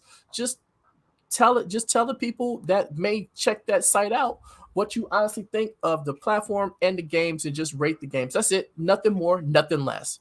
Period. Yeah, I do want to throw this in real briefly before we move on. We got one or two more topics that we want to run through. But hey, look, Destiny 2 is a beast. It's a classic. I would review it. I would give it a 10. I gave Guilt. My review was based on I did one for Guilt. I haven't really touched on the other ones. I want to go through the list like Pixel Junk Raiders and all of that stuff. I saw that game is not rated that high, but I had a good time with it. So I'm going to let my reviews reflect that. So Guilt, I gave it a 10, and I'll tell you why I gave it a 10. Guild is awesome. I gave it a 10 because that average needs to come up a little bit. People are doing a disservice to what the game really is. I wonder how many hours people put into the game, because it gets better as you play. I just wanted to leave it right there, and we're going to move into this right here, y'all. Marcus G. Knight, the homie. He's always stopping by to check us out. Shout out to him. As you can see, I highlight y'all when you send us stuff like this right here that nobody is talking about, that I'm aware of. If you have talked about it, I apologize. But this right here, Marcus G. Knight, we're talking about the promotions and everything. This guy right here, some of you may have seen his content. Some of you may not have. But I'll tell you one thing. This video was hilarious. It was well done. Like basically AT&T sponsored this video that he put out there, right, on YouTube. And it basically talked about the AT&T and Stadia partnership. And he hilariously put together how that may have happened, his own interpretation of it. I haven't seen this. Check it out. It's fun. Man, check it out. Hey, and I want to show y'all something real quick, man. This is what I'm talking about. We're talking big YouTubers, right? Brett, would you consider this guy a big YouTuber? 515K subs. Oh, man. Would you consider that a big YouTuber? I would consider that. Man, let me hit that sub button. That was a hell of a million. So that was a hell of a video. So as you can see, I hit that subscribe and I hit that notification bell, y'all, because I want to know what people are saying. I wouldn't have known about this unless he broke this down. But go ahead. No, man. Halfway to a million is awesome, no matter what. And that video is so much fun. It's kind of corny, it's kind of cheesy, but that's the beauty of it. You gotta love that. There's nothing cringe about it. It's just this guy came up with an idea and he ran with it. And I like the way he I like the semi fourth wall breaking, the exposition, like I explained earlier, with people talking, he's talking to a person that would already know this, but he's speaking to the audience that's watching, Look how many views his channel's gotten, man. That's crazy, Red. One day we might get up to a fraction of that. One day. Yeah. But the way he did this video was awesome. So if you guys have not checked this out, please go and do that. And Storm, drop the link in the chat so they can take a look at it right now. I will definitely do that right now on the fly, y'all. Right now. Real time in the chat, real time. Bang. That's how we do it right here. Drop. Right there, real time. That's how we do things. Now I'm gonna go ahead and stop it right here. What other Stadia YouTube channel is doing stuff like that where you can watch us drop stuff in the chat real time? Come on, man. Not now one, as my fellow Floridians, my side of the family would say. Not now one. Flowers right now. Give Project Storm his flowers. Type of 1 in for Project Storm for dropping that awesome video. Hey man, if y'all can, I'm just trying to keep up with this chat. That's what I'm focusing on because you all have been on fire. Michelle Parks, who are you? Michelle Parks is about to get the Who Are You award for the day. Who are you? Because you can be dropping this fire out here. Who are you? Do you work for Google? See, that's what I was talking about. Michelle Parks, do we need to know something? I mean, come on now. You just have this vast knowledge, and every now and then we pick people out of the chat that we think are the secret spies. You know what I'm saying? That really know some things. So Michelle Parks, if that's you, holler at us. You know what I'm saying? We get you on the show. She makes a great point right here, and that's why I want to just clarify that we're not asking people to do anything fanboyish or anything like that. We just want people to just make sure that they rate the game. That's it, because there was a dearth of ratings, and what happened? Their rating shot up, the game rating shot up 100%, positive, negative, whatever. It was just, the engagement. That's what we wanted. We wanted people to get out there and shout out to Inland for coming up with that. Shout out to Project Storm. for a few months in our earlier shows, like things episode 1 or 2, for highlighting the fact that, you know, a lot of these websites didn't have much Stadia coverage when it came to like IGN, Metacritic, and stuff like that. So, you know, we want to highlight the fact that we're out here paying attention to this stuff. We're paying attention, and we want people to really just, you know, get involved. That's it. You know, if you didn't like this particular game on Stadia, say so. Right, you know? right. Yeah. You know, if say so. But, you know, if you love that game on Stadia, say so too. You know, whatever your experience is, positive, negative, good, bad, and different, say so. That's all. So the other people that look at it can you know, get somewhat of a fair assessment of what the users are thinking, one way or the other. And then if they're so inclined to you know, make a purchasing decision, then boom, you know, they'll have that information out there. Metacritic is a site that matters to them like that. Yes, sir. So we had this banger right here for y'all. Reb, I don't even know if we have time, man. My family is home and everything, but boy, this right here, we got to touch on it, Reb. We had to touch on it. Oh, now, yeah. I want to bring up an article. Yeah, I want to bring up an article because we do have something to cover. Hold on one second. Let me make this sauce real quick. It's that DM. Boom, go on up. Let's go. Because I have to drop this on them, Rev. Right here. Chrome Unboxed. Shouts out to Michelle. See you later, man. See you later, lady. Yeah. Hey, peace, Michelle. We always appreciate you. But who are you? I'm back. All right, here we go. I love Michelle, though. She's always around, y'all. This is what you get, man. This is what makes it fun. But here's the thing. I got the tweet that I wanted. I'm going to share it right now. And we're going to go ahead and get ready to close out. Yes, sir. But here we go. Bang. Is it on the screen? Yep. All right, y'all. So very on screen. So this right here, if we look at now, Chrome Unboxed, man, I don't have anything against them. I told y'all, me and Rev, we told y'all that sometimes we're going to highlight certain things. It doesn't mean that we're attacking these journalists and comments everything. Up there, put up on the screen like that. Oh, okay. Close. Yeah, my bad. It's just stuff that we drop, man. That's all. It's just real stuff that we drop. It ain't talking about nobody's mom and stuff, man. But here's the deal, y'all. The Grand Theft Auto Remastered Trilogy is headed to Google Stadia. See that right there? Now that title might kind of trick people. I know we took great lengths to make sure that people weren't going to be confused or let down or whatever. Now I hope this is the case, because if you read the articles or what, like on Kotaku or whatever where it originated, I guess if you read it, it seems like there's a strong possibility based on their what's their word? Not insiders, but their sources. Their sources, right? Yeah. So until we get clarification from those sources and Kotaku or whoever dropped this, I have to take it with a grain of salt. Even though I'm happy for it, I hope that it comes and makes all the sense in the world. I think it's more that it will come than not. Right. But this is what I'm saying. You gotta. I don't know about that title, Red, but what's your thoughts, real quick, and then we can move on. I mean, you know. You know where I am with 2K games and stuff. I've put this out there over the last show and in some tweets. I'm waiting to see if there's a confirmation from either Rockstar or Stadia on this. Until then, this doesn't even register to me. And the reason why is because we know right now 2K is kind of in a controversial state with Stadia. Like, they don't support all of the games that are there. You know, I hate when I get my words messed up, but you know, it doesn't seem like there's games that they have announced that's coming to Stadia, but we haven't heard anything, like the Mafia trilogy. We haven't heard anything about that. You know, yes, but see, the thing is, I don't like is like, and I took it. I had a conversation with the author of that article, and the conversation was really good.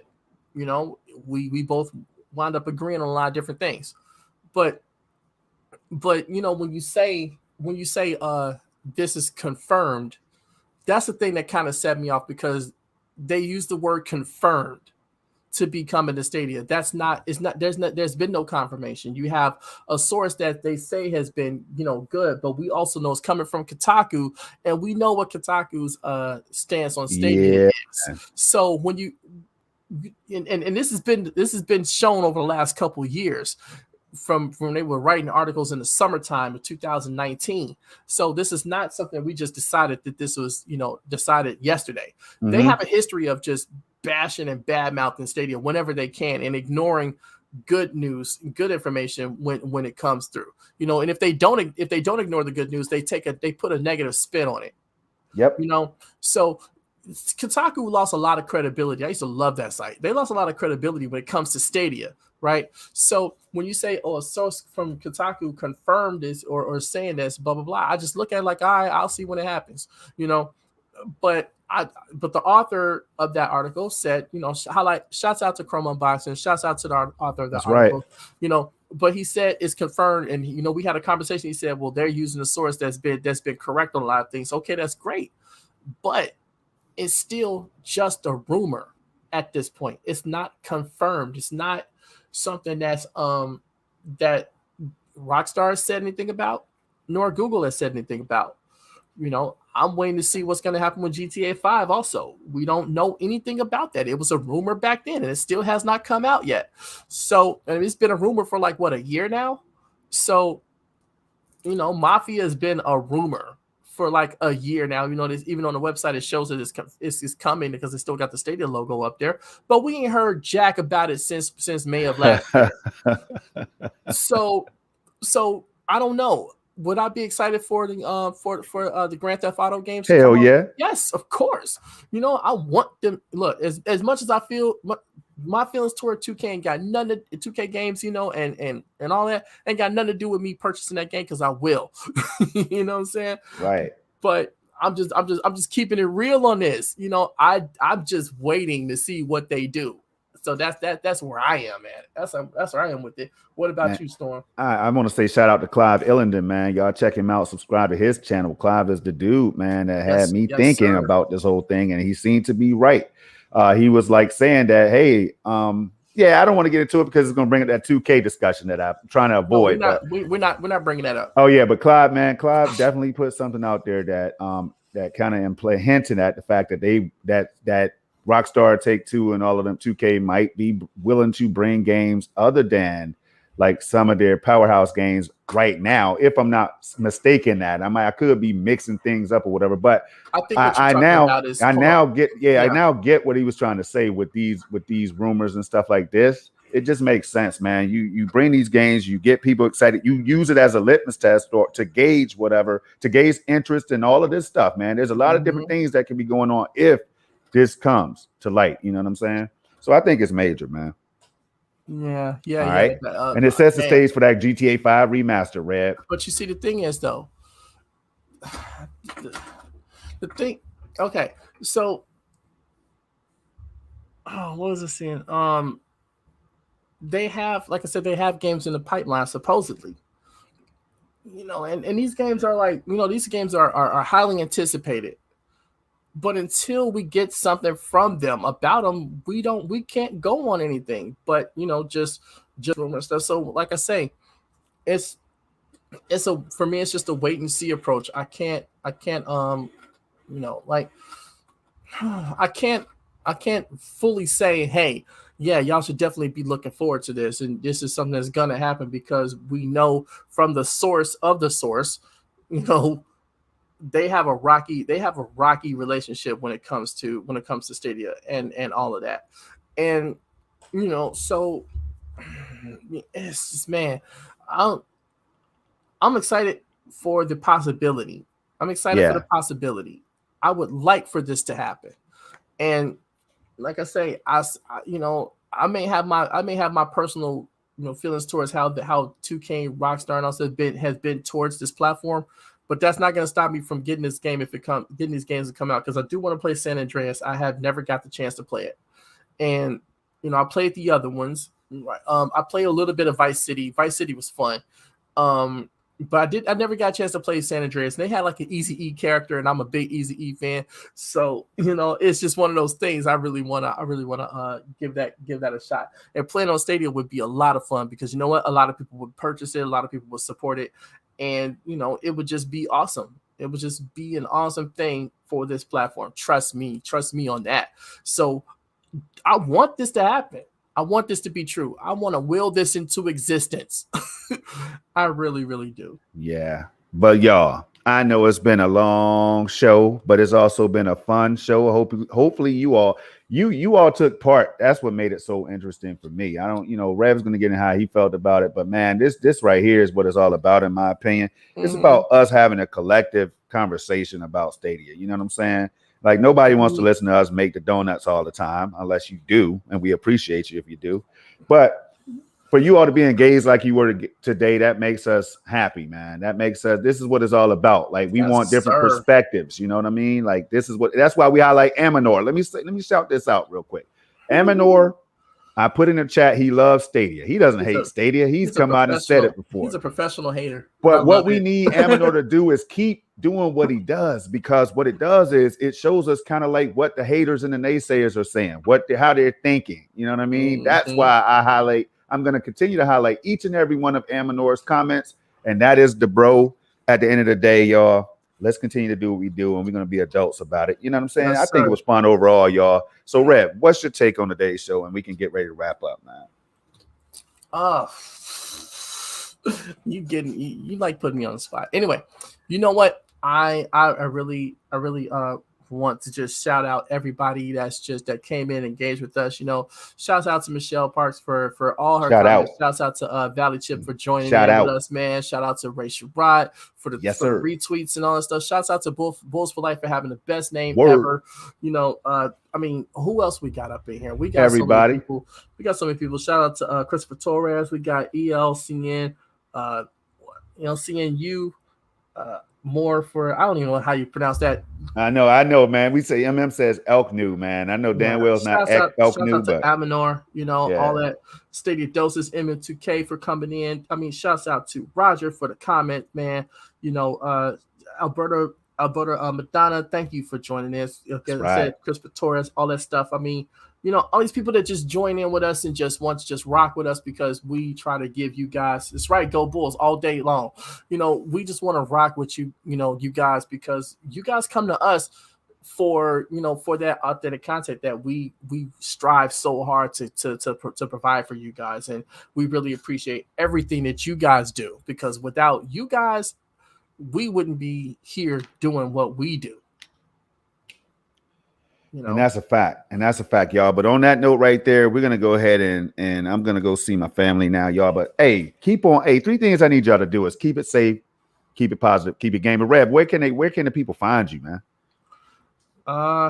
Okay, Michelle Parks, no word on NBA 2K22. We got to get on 2K about that. But they can find me on Twitter. For the low price of $3.99, you can find me on Twitter at SFounder 2019, and you too can be part of the crew that has blocked me on Twitter. And shouts out to everybody that's come. Shouts out to all the information, the journals, and everybody that's keep putting this content out here, man. And you can also find me here at the Revolutionary Storm. Subscribe to my channel so you never subscribe here, and to my channel so you never miss an episode of the Revolutionary Storm. And that's it. That is it, y'all. So until the next time, keep on being a Stadian. I'm out. Holla. Peace out, y'all. Peace.